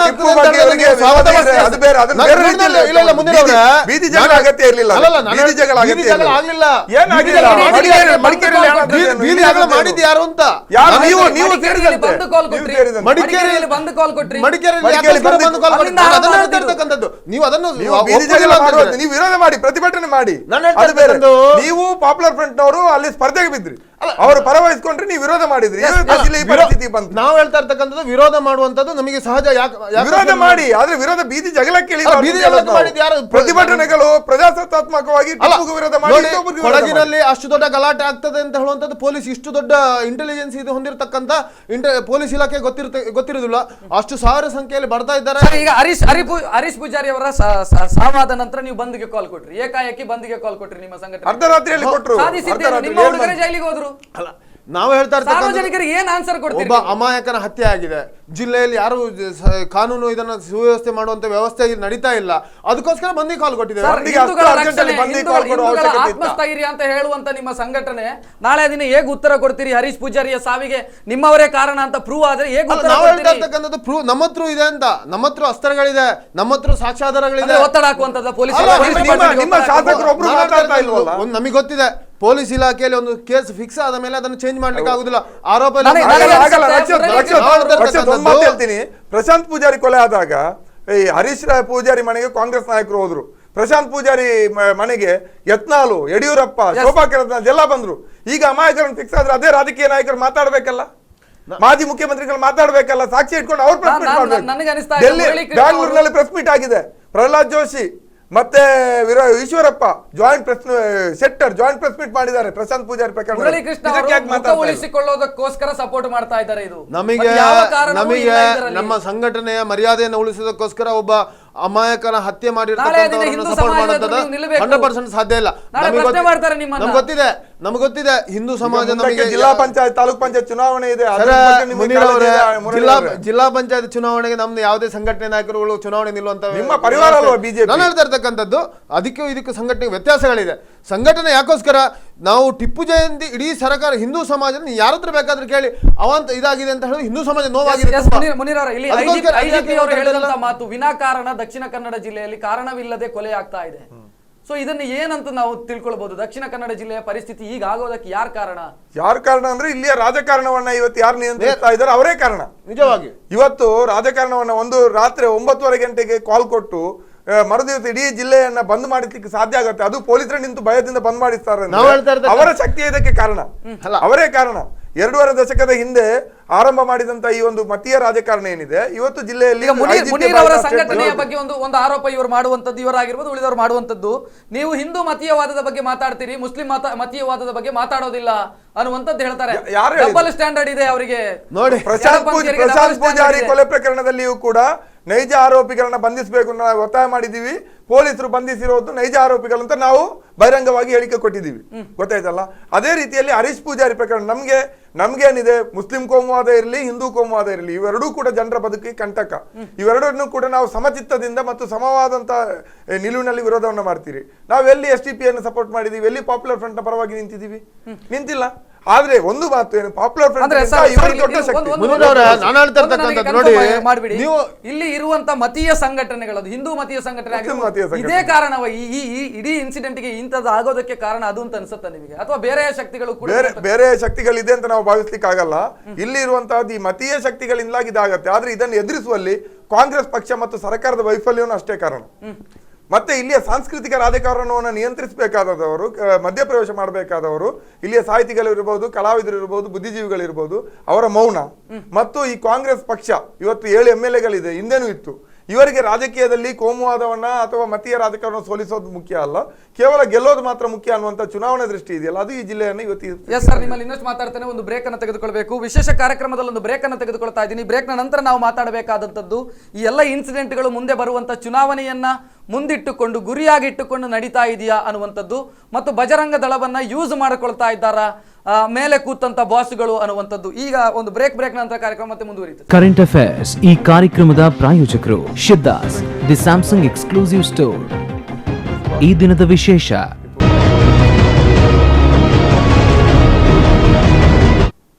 ವಿಶೇಷ ಕಾರ್ಯಕ್ರಮಕ್ಕೆ ಮತ್ತೆ ಸ್ವಾಗತ. ಎಸ್ ಮುರಳೀಕೃಷ್ಣ ಅವರೇ, ನಿಮ್ಮ ಸಂಘಟನೆಯ ಬಗ್ಗೆ ಒಂದು ಅನುಮಾನ ಈ ಹರೀಶ್ ಪೂಜಾರಿ ಪ್ರಕರಣದಲ್ಲಿ ಇರುವಂತದ್ದು ಅಂತಂದ್ರೆ, ಹರೀಶ್ ಪೂಜಾರಿ ಸಾವನ್ನಪ್ಪಿದ ಸಂದರ್ಭದಲ್ಲಿ ನಿಮ್ಮ ನಾಯಕರು ಓಡೋಡಿಕೊಂಡು ಬಂದ್ರು, 10 ಲಕ್ಷ ರೂಪಾಯಿ ಪರಿಹಾರ ಕೊಟ್ಟರು. ಪ್ರಶಾಂತ್ ಪೂಜಾರಿ ಹತ್ಯೆಯ ಸಂದರ್ಭದಲ್ಲಿ ಪರಿಹಾರ ನೀವು ಈ ರೀತಿ ಘೋಷಣೆ ಮಾಡಿದ್ದಿಲ್ಲ. ಸೊ ನಮಗನಿಸುವಂತದ್ದು ಮುಚ್ಚಿ ಹಾಕೋದಕ್ಕೋಸ್ಕರ ಇದನ್ನ ಮಾಡಿದ್ರ ಅಂತ ನಾವು ಹೇಳ್ತಾ ಇರ್ತಕ್ಕಂಥದ್ದು. ಪ್ರಶಾಂತ್ ಪೂಜಾರಿಯ ಹತ್ಯೆ ನಡೆದ ಸಂದರ್ಭ ನಮ್ಮ ಸಂಘಟನೆಯ ನಾಯಕರುಗಳೇ ನಮ್ಮ ಸಂಘಟನೆಯ ಮೂಲಕನೇ ಘೋಷಣೆ ಮಾಡಿರ್ತಕ್ಕಂಥ, ಇವತ್ತು ಸಂಘಟನೆ ಮೂಲಕನೇ ಅವರಿಗೆ ಪರಿಹಾರವನ್ನು ಕೊಡಿಸಿರ್ತಕ್ಕಂಥದ್ದು. ಯಾರೋ ಸರ್ಕಾರಿ ಅಧಿಕಾರಿಗಳು ಬಂದು ಕೊಡ್ಲಿಲ್ಲ, ಬೇರೆ ಯಾರೋ ಕಾಂಗ್ರೆಸ್ ಸಚಿವರುಗಳು ಬಂದು ಕೊಡ್ಲಿಲ್ಲ. ಇಲ್ಲಿ ಯಾಕೋಸ್ಕರ ಕಾಂಗ್ರೆಸ್ ಅವರು ಬಂದಿದ್ದಾರೆ ಅಂತ ಕೇಳ್ತಾ ಇಲ್ಲ ನೀವು ಪ್ರಶ್ನೆ. ಯಾಕೋಸ್ಕರ ಉಸ್ತುವಾರಿ ಸಚಿವರು ಓಡೋಡಿಕೊಂಡು ಬಂದಿದ್ದಾರೆ ಅಂತ ಹೇಳಿದ ಪ್ರಶ್ನೆ ನೆನಪಿಟ್ಕೊಳ್ಳಿ. ಕನ್ಫ್ಯೂಷನ್ ಬೇಡ. ನಾನು ಹೇಳ್ತಾ ಇರ್ತಕ್ಕಂಥದ್ದು, ಹರೀಶ್ ಪೂಜಾರಿ ಹತ್ಯೆ ಅಂತ ಸಂದರ್ಭ ಒಬ್ಬ ಅತ್ಯಂತ ಮುಗ್ಧ ಬಡ ಒಬ್ಬ ಯಾರೋ ಮನೆಯಲ್ಲಿ ದಿಕ್ಕಿಲ್ಲತಕ್ಕಂಥ ಸಂದರ್ಭ, ಸಹಜವಾಗಿ ನಮಗೆ ಮಾನವೀಯತೆ ದೃಷ್ಟಿಯಿಂದ ಅದನ್ನು ಘೋಷಣೆ ಮಾಡಿದ್ದಾರೆ ಸಂಘಟನೆ ನಾಯಕರುಗಳು. ಅದನ್ನು ಕೊಡುವಂತ ಪ್ರಯತ್ನವನ್ನು ಎಲ್ಲ ವ್ಯವಸ್ಥಿತವಾಗಿ ಮಾಡಿದ್ದೇವೆ. ಪ್ರಶ್ನೆ, ಈಗ ಹರೀಶ್ ಪೂಜಾರಿ ಅವರ ಸಾವಾಗಿದೆ, ಆತನ ಸಾವಿಗೆ ನಿಮ್ಮ ಪ್ರಕಾರ ಏನೀಗ ಭುವಿತ್ ಶೆಟ್ಟಿ ಅಥವಾ ಇನ್ನೊಬ್ರು ಅಚ್ಯುತನ ಅರೆಸ್ಟ್ ಮಾಡಿದ್ದಾರೆ, ಅವರ ಅಮಾಯಕರು, ಅವರನ್ನು ಬಿಡಬೇಕು. ಹಾಗಾದ್ರೆ ಆತನ ಅದು ಬೇಡಿಕೆ ಇಲ್ವೋ ನಿಮ್ಮದು? ನಾವು ಹೇಳ್ತಾ ಇರ್ತಕ್ಕಂಥದ್ದು, ಮೊನ್ನೆ ನಡೆದಿರ್ತಕ್ಕಂಥ ಹರೀಶ್ ಪೂಜಾರಿಯ ಹತ್ಯೆ ನಡೆದಿದೆ, ಅದರಲ್ಲಿ ಯಾರೋ ಮತಾಂಧರ ಕೆಲಸವನ್ನು ಮಾಡಿದ್ದಾರೆ. ಯಾಕೋಸ್ಕರ ಮಾಡಿದ್ದಾರೆ? ನಾನು ಹೇಳೋದು, ಹರೀಶ್ ಪೂಜಾರಿ ಮತ್ತು ಸಮೀವುಲ್ಲಾ ಇಬ್ರು ಕ್ಲೋಸ್ ಫ್ರೆಂಡ್ಸ್. ಸಹಜವಾಗಿ ಒಬ್ರು ಅಮಾಯಕರನ್ನು ಬೈಕಲ್ಲಿ ಹೋಗ್ತಾ ಇರ್ತಕ್ಕಂಥ ಹತ್ಯೆ ಮಾಡ್ತಾರೆ ಅಂತಿದ್ರೆ ಅದು ಮತಾಂಧರು ಅಂತ ಹೇಳುವಂಥದ್ದು ಸ್ಪಷ್ಟ. ಅದಕ್ಕೆ ಅತ್ಯಂತ ಉಗ್ರ ಶಬ್ದಗಳು ನಾವು ಖಂಡನೆ ಮಾಡ್ತೇವೆ. ಆದರೆ ಸುಮ್ಮನೆ ಒಬ್ಬ ಭುವಿತಿನ ಮೇಲೆ ವೈಯಕ್ತಿಕ ಕಾರಣ ಇರ್ಬೋದು, ತುಂಬ ಇದು ಮಾಡ್ತಾ ಇದ್ದಾನೆ, ಟ್ವೀಟ್ ಮಾಡ್ತಾ ಇದ್ದಾನೆ, ಅದು ಮಾಡ್ತಾನೆ, ಕಿಂಡಲ್ ಮಾಡ್ತಾನೆ ಹೇಳುವಂಥ ಕಾರಣಕ್ಕೋಸ್ಕರ ಭುವಿತನ್ನು ಫಿಕ್ಸ್ ಮಾಡ್ತಾರೆ. ಇನ್ನು ಹಿಂದೂ ಸಂಘಟನೆಗಳನ್ನ ಸೇರಿಸ್ಕೊಳ್ತಾರೆ. ಹಿಂದೂ ಸಂಘಟನೆಗಳನ್ನ ಯಾಕೋಸ್ಕರ ಸೇರಿಸ್ಕೊಳ್ತಾರೆ? ನಾನು ಹೇಳ್ತಿರ್ತಕ್ಕಂಥದ್ದು ಇದೆ. ಅವತ್ತು ಯಾವಾಗ ಹರೀಶ್ ಪೂಜಾರಿ ಹತ್ಯೆ ನಡೆದಿರ್ತಕ್ಕಂಥ ಸಂದರ್ಭ ಸಂಜೆ, ಅವತ್ತೇ ರಾತ್ರಿಯಿಂದ ಆರಂಭ ಆಗಿದೆ. ಇಲ್ಲಿಯ ಕಾಂಗ್ರೆಸ್ಸಿಗರು ಇರ್ಬೋದು, ರಾಜಕೀಯ ವ್ಯಕ್ತಿಗಳು, ಇಲ್ಲಿಯ ಉಸ್ತುವಾರಿ ಸಚಿವರುಗಳು ಹೇಳಿಕೆ ಆರಂಭ ಮಾಡಿದ್ದಾರೆ. ನಮಗೆ ಯಾರು ಹತ್ಯೆ ಮಾಡಿದ್ದಾರೆ ಅಂತ ಗೊತ್ತಾಗಿದೆ, ನಾವು 2 ದಿವಸದಲ್ಲಿ ಅವರನ್ನು ಬಂಧನ ಮಾಡ್ತೇವೆ, ಅದರ ಹಿಂದೆ ಯಾರಿದ್ದಾನೆ ಗೊತ್ತಾಗಿದೆ. ನೆನಪಿಟ್ಟುಕೊಳ್ಳಿ, ಅದೇ ದಿವಸ ಅದರ ಮರು ದಿವಸ ನಾವು ಈ ಜಿಲ್ಲೆಯ ಬೇರೆ ಪೊಲೀಸ್ ಅಧಿಕಾರಿಗಳ ಹತ್ರ ನಾವು ಮಾತಾಡಿದಾಗ ಹೇಳ್ತಾರೆ, ಅದು ನಿಮ್ಮವರೇ ಮಾಡಿದ್ದು ಅಂತ ಹೇಳೋದನ್ನ ಅವ್ರು ನೇರವಾಗಿ ಹೇಳ್ತಾರೆ. ನಾನು ಹೇಳ್ತಾ ಇರ್ತಕ್ಕಂಥದ್ದು, ಅಷ್ಟು ವೇಗವಾಗಿ ಇದನ್ನ ಫಿಕ್ಸ್ ಮಾಡಬೇಕು ಅಂತಿದ್ರೆ ಇದನ್ನ ಅವತ್ತು ರಾತ್ರಿ ಸಂಜೆನೆ ನಿರ್ಧಾರ ಮಾಡಿದ್ದಾರೆ. ಗಾಡಿ ಸಿಕ್ಕಿದೆಯಲ್ಲ, ಈ ಪ್ರಕರಣ ಏನಿದೆ, ಸಮೀವುಲ್ಲಾ ಮೇಲೆ ಹಲ್ಲೆ ಆದಂತದ್ದು, ಹರೀಶ್ ಪೂಜಾರಿ ಸಾವನ್ನಪ್ಪಿರುವಂತ ಪ್ರಕರಣ ಏನಿದೆ, ಸೊ ಅವರು ಹೇಳ್ಬೋದು ನಮ್ಮವರೆಲ್ಲ ಮಾಡಿದ್ದು, ಅದು ಅವರ ಸಹಜವಾಗಿ ಅವ್ರು ಹೇಳ್ತಾರೆ. ಇಲ್ಲಿ ಒಂದು ಇಡೀ ಜಿಲ್ಲೆಯಲ್ಲಿ ಒಂದು ಪ್ರಶ್ನೆ ಇದೆ, ಹಿಂದೂ ಮುಸಲ್ಮಾನರು ಗೆಳೆತನವೇ ಇಟ್ಟುಕೊಳ್ಳಬಾರದ ಅನ್ನೋ ರೀತಿಯಲ್ಲಿ ಈ ಒಂದು ಪ್ರಕರಣ ಸಂಶಯವನ್ನು ಹುಟ್ಟು ಹಾಕಿದೆ. ಇದಕ್ಕೆ ಏನು ಹೇಳ್ತೀವಿ? ಸಾಮಾನ್ಯವಾಗಿ ಹಿಂದೂ ಮುಸ್ಲಿಂ ಗಂಡು ಹೆಣ್ಣು ಸಂಬಂಧ ಇಟ್ಕೊಳ್ಬಾರ್ದು, ಸ್ನೇಹ ಇಟ್ಕೊಳ್ಬಾರ್ದು ಅಂತ ಇತ್ತು. ಈಗ ಹಿಂದೂ ಮುಸ್ಲಿಮರು ಕೂಡ ಪರಸ್ಪರ ಗೆಳೆಯರಾಗಿ, ಪುರುಷರು ಕೂಡ ಗಂಡು ಮಕ್ಕಳು ಕೂಡ ಸ್ನೇಹ ಇಟ್ಕೊಳ್ಬಾರ್ದು ಅನ್ನುವಂತಹದ್ದು ಈಗ ಅರ್ಥ ಆಗ್ತಾ ಇದೆ ಇಲ್ಲಿ ಜನರಿಗೆ. ಬದುಕಬೇಕು ಅಂತ ಆದ್ರೆ ಜೊತೆಯಲ್ಲಿ ಇರ್ಬೋದು. ಇದು ಈಗ ಆಗಿರೋದಲ್ಲ ಸರ್, ನನಗೆ 15 ವರ್ಷದ ಹಿಂದೆ ಅನುಭವ ಇದೆ. ಸುರತ್ಕಲ್ ಪ್ರದೇಶದಲ್ಲಿ ನನ್ನ ಜೊತೆಯಲ್ಲಿದ್ದಂತ ಹುಡುಗರಿಗೆ ಈ ರೀತಿ ಅನುಭವ ಆಗಿದೆ. ಈಗ ನನ್ನ ಜೊತೆ ಇದ್ದಾನೆ ಕೆಳಗಡೆ ಹುಡುಗ, ಆತ ಕೂಡ ಮುಸ್ಲಿಂ ಹುಡುಗರ ಜೊತೆ ಸ್ನೇಹದಲ್ಲಿ ಇದ್ದ ಅನ್ನುವಂಥ ಕಾರಣಕ್ಕಾಗಿ ಆತನ ಮೇಲೆ ಎಷ್ಟು ಹಲ್ಲೆಗಳಾಗಿದೆ, ಎಷ್ಟು ದಾಳಿಗಳಾಗಿದೆ, ಆತನ ಹೆಂಗೆ ಕ್ರಿಮಿನಲ್ ಮಾಡಲಾಯ್ತು ಅಂತ ಬೇಕಿದ್ರೆ ಅವನನ್ನ ಲೈಫ್ ಹಿಸ್ಟ್ರಿಯನ್ನು ನಾನು ಕೊಡ್ತೀನಿ. ಇದು ಏನಂದ್ರೆ ಮತೀಯ ರಾಜಕಾರಣದಲ್ಲಿ ತೊಡಗಿರುವ ಎಲ್ರಿಗೂ ಕೂಡ ಬಹಳ ಮುಖ್ಯ ಇದೆ ಏನಂತ ಕೇಳಿದ್ರೆ, ಹಿಂದೂ ಮುಸ್ಲಿಮರ ಮಧ್ಯೆ ಅಂತ ಸ್ನೇಹವನ್ನ ಒಡೆದಾಕೋದು, ಅವ್ರ ಪರಸ್ಪರ ಅಪನಂಬಿಕೆ ರೀತಿಯಲ್ಲಿ ನಮ್ಮಲ್ಲಿ ಇರುವಂತಹ ಸಂಘಟನೆಗಳು, ಹಿಂದೂ ಸಂಘಟನೆ ಆಗಿರೋ ಮುಸಲ್ಮಾನ ಸಂಘಟನೆ, ಇಷ್ಟು ಇಂಟಾಲರೆನ್ಸ್ ಯಾಕೆ ಅನ್ನುವಂಥದ್ದು ಪ್ರಶ್ನೆ. ಮುಖ್ಯವಾಗಿ ಅವೆರಡೂ ಕೂಡ ಹಿಂದೂ ಸಂಘಟನೆಗಳಲ್ಲ, ಮುಸ್ಲಿಂ ಸಂಘಟನೆಗಳಲ್ಲ. ಹಿಂದೂ ಪರ ಮುಸ್ಲಿಂ ಪರ ಅನ್ನುವಂಥ ಹೇಳಿಕೆಯಿಂದ ಕೊಟ್ಕೊಂಡು ಮುಖವಾಡವನ್ನು ಇಟ್ಕೊಂಡು ತಮ್ಮ ರಾಜಕೀಯ ಬೇಳೆಗಳನ್ನ ದ್ವೇಷದ ರಾಜಕಾರಣದ ಮೂಲಕ ಸಾಧಿಸ್ತಾರೆ. ಆ ಮೂಲಕ ರಾಜಕೀಯ ಅಧಿಕಾರವನ್ನು ಪಡೆಯೋದು, ರಾಜಕೀಯ ಅಧಿಕಾರವನ್ನು ಪಡ್ಕೊಂಡು ತಮ್ಮ ಅಜೆಂಡಾವನ್ನು ಜಾರಿಗೊಳಿಸೋದು ಅವರ ಉದ್ದೇಶ. ನೋಡಿ ಮುನೀರ್ ಅವರ ನೀವು ನಾವು ತಪ್ಪು ಸಂದೇಶವನ್ನು ಯಾವಾಗಲೂ ಕೊಡಬಾರ್ದು. ನಮ್ಮದು ಬಜರಂಗ ದಳ ಸಂಘಟನೆ SDPI ಅಲ್ಲ. SDPI ಆದ್ರೆ ಒಂದು ರಾಜಕೀಯ ಪಕ್ಷ. ನಾವು ಹೇಳ್ತಾ ಇರ್ತಕ್ಕಂಥ ಬಜರಂಗ ದಳ ಸಂಘಟನೆ ಹಿಂದೂ ಸಮಾಜದ ಸಂಘಟನೆಗಳು ಒಗ್ಗಟ್ಟಿಗೋಸ್ಕರ ಅಲ್ಲ. ನಾವು ಹೇಳ್ತಾ ಇರ್ತಕ್ಕಂಥ ಇಲ್ಲಿ ಹಿಂದೂಗಳಿಗೆ ಸಂಘಟನೆ ಆಗ್ಬೇಕು, ಮುಸ್ಲಿಮರಿಗೆ ಯಾಕೆ ಸಂಘಟನೆ? ಇಲ್ಲಿ ಮನುಷ್ಯರಿಗೆ ಬೇಕು, ನಮ್ಮ ದೇಶದಲ್ಲಿ ಮನುಷ್ಯರಿಗೆ ಬೇಕು. ಆದ್ರೆ ಇವತ್ತು ಹಿಂದೂಗಳಿಗೆ ಮುಸಲ್ಮಾನರಿಗೆ ಧಾರ್ಮಿಕ ಸಂಘಟನೆ ಹಿಂದೂ ಸಮಾಜವನ್ನ ತುಳಿತ ಮಾಡ್ತಾ ಇದ್ದಾರೆ. ಎಲ್ಲವೂ ಮುಖ್ಯ. ಹಿಂದೂ ಸಮಾಜದ ಮೇಲೆ ದಾಳಿ ಮಾಡ್ತಾರೆ. ಮುರಳಿಗೆ ಏನು ವ್ಯತ್ಯಾಸ ಇದೆ? ಒಂದೇ ತರ ಇದೀವಿ ನಾವು. ಹಿಂದೂ ಸಮಾಜ ಒಂದೇ ತರ ಇದೀವಿ. ನೀವು ಶಾಲಾ ಹಾಕೊಂಡಿದ್ದೀರಿ, ನಾವು ಇಟ್ಕೊಂಡು ಹಾಕಿಲ್ಲ. ಅಷ್ಟು ಬಿಟ್ಟು ಅಂತ ಗೊತ್ತೇ ಆಗಲ್ಲ. ಯಾಕೆ ಧರ್ಮದ ರಕ್ಷಣೆ ಮಾಡ್ತೀರಿ ನೀವು? ಮನುಷ್ಯನ ರಕ್ಷಣೆ ಇಲ್ಲಿಗೆ ಬರುದಿದ್ರೆ ನೀವು ಮೂಲೆಯಿಂದ ಆರಂಭ ಮಾಡಬೇಕು. ಇದ್ರೆ ಎಲ್ಲಿಯಾದ್ರೂ ಹಿಂದೂಗಳು ಬಹುಸಂಖ್ಯಾತರಾಗಿರ್ತಕ್ಕಂಥ ಪ್ರದೇಶ ಎಲ್ಲಿಯಾದ್ರೂ ಗಲಭೆಗಳಾದದನ್ನು ಈ ಜಿಲ್ಲೆ ಇತಿಹಾಸದಲ್ಲಿ ತೋರಿಸಿ. ಜಿಲ್ಲೆಯಲ್ಲಿ ಹಿಂದೂಗಳೇ ಬಹುಸಂಖ್ಯಾತರಲ್ಲ ಅಂದ್ರೆ ಒಂದು ಏರಿಯಾದಲ್ಲಿ ಎಲ್ಲಿ ಮುಸಲ್ಮಾನರು ಬಹುಸಂಖ್ಯಾತರಾಗಿದ್ದಾರೆ ಒಂದು ಏರಿಯಾದಲ್ಲಿ ಅಲ್ಲಿ ಎಂತ ಗಲಭೆಗಳಾಗಿದೆ ಹಿಂದೂಗಳ ಮೇಲೆ ಯಾಕೋಸ್ಕರ ನೀವು ಮಾತಾಡಲಿಲ್ಲ? ಅದಕ್ಕೆ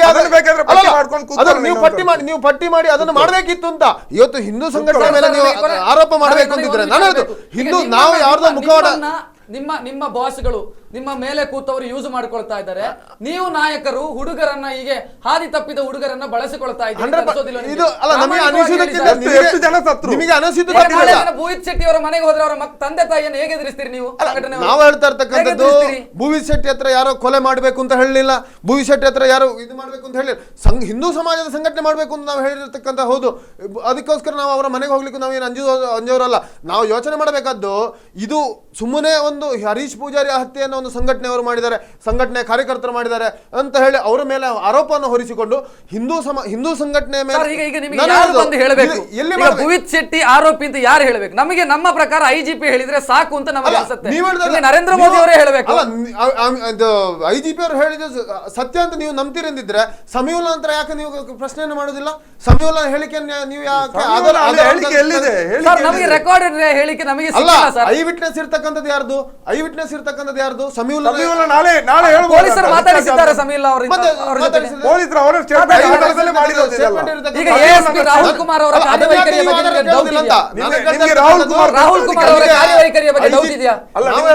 ರಾಹುಲ್ ಕುಮಾರ್ ಬಗ್ಗೆ ನಂಬಿಕೆ ಇಲ್ವಾ? ನಾವು ರಾಹುಲ್ ಕುಮಾರ್ ಬಗ್ಗೆ, ಬೆಳ್ಳೆಪುರ ಬಗ್ಗೆ, ಇನ್ನೊಬ್ಬರ ಬಗ್ಗೆ ನಾವು ಮಾತಾಡೋದಲ್ಲ.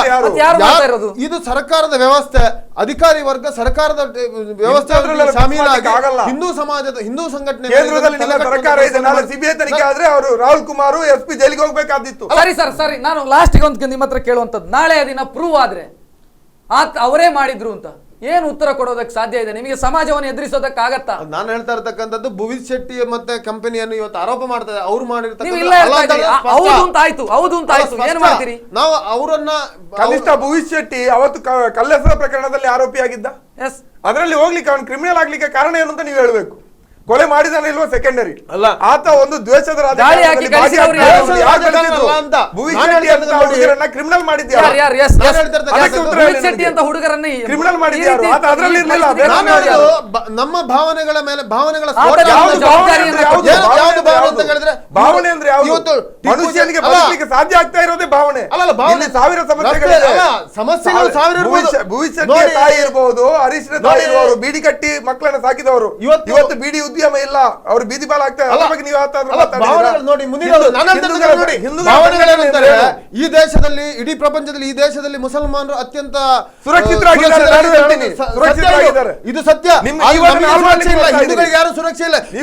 ಯಾರು ಮಾತಾಡ್ತಾ ಇಲ್ಲ, ಹಿಂದೂ ಸಂಘಟನೆಗಳ ಪರ ಯಾರು ಮಾತಾಡ್ತಾ ಇಲ್ಲ. ಇವತ್ತು ನಾನು ಹೇಳ್ತಾ ಇದ್ದೆ ಹಿಂದೂ ಸಂಘಟನೆಗಳ ಮಟ್ಟ ಹಾಕಬೇಕು ಅಂತ ಒಬ್ಬ ಮುಖ್ಯಮಂತ್ರಿಗಳು ಹೇಳ್ತಾರೆ. ಅವರ ಪಕ್ಷದ ಯೋಚನೆ ಮಾಡ್ಬೇಕಿತ್ತು ನೀವು. ಹಿಂದೂ ಸಮಾಜಕ್ಕೋಸ್ಕರ ಯಾರು ನೋವಿಗೆ ಮಾತಾಡೋರು ಇಲ್ಲ.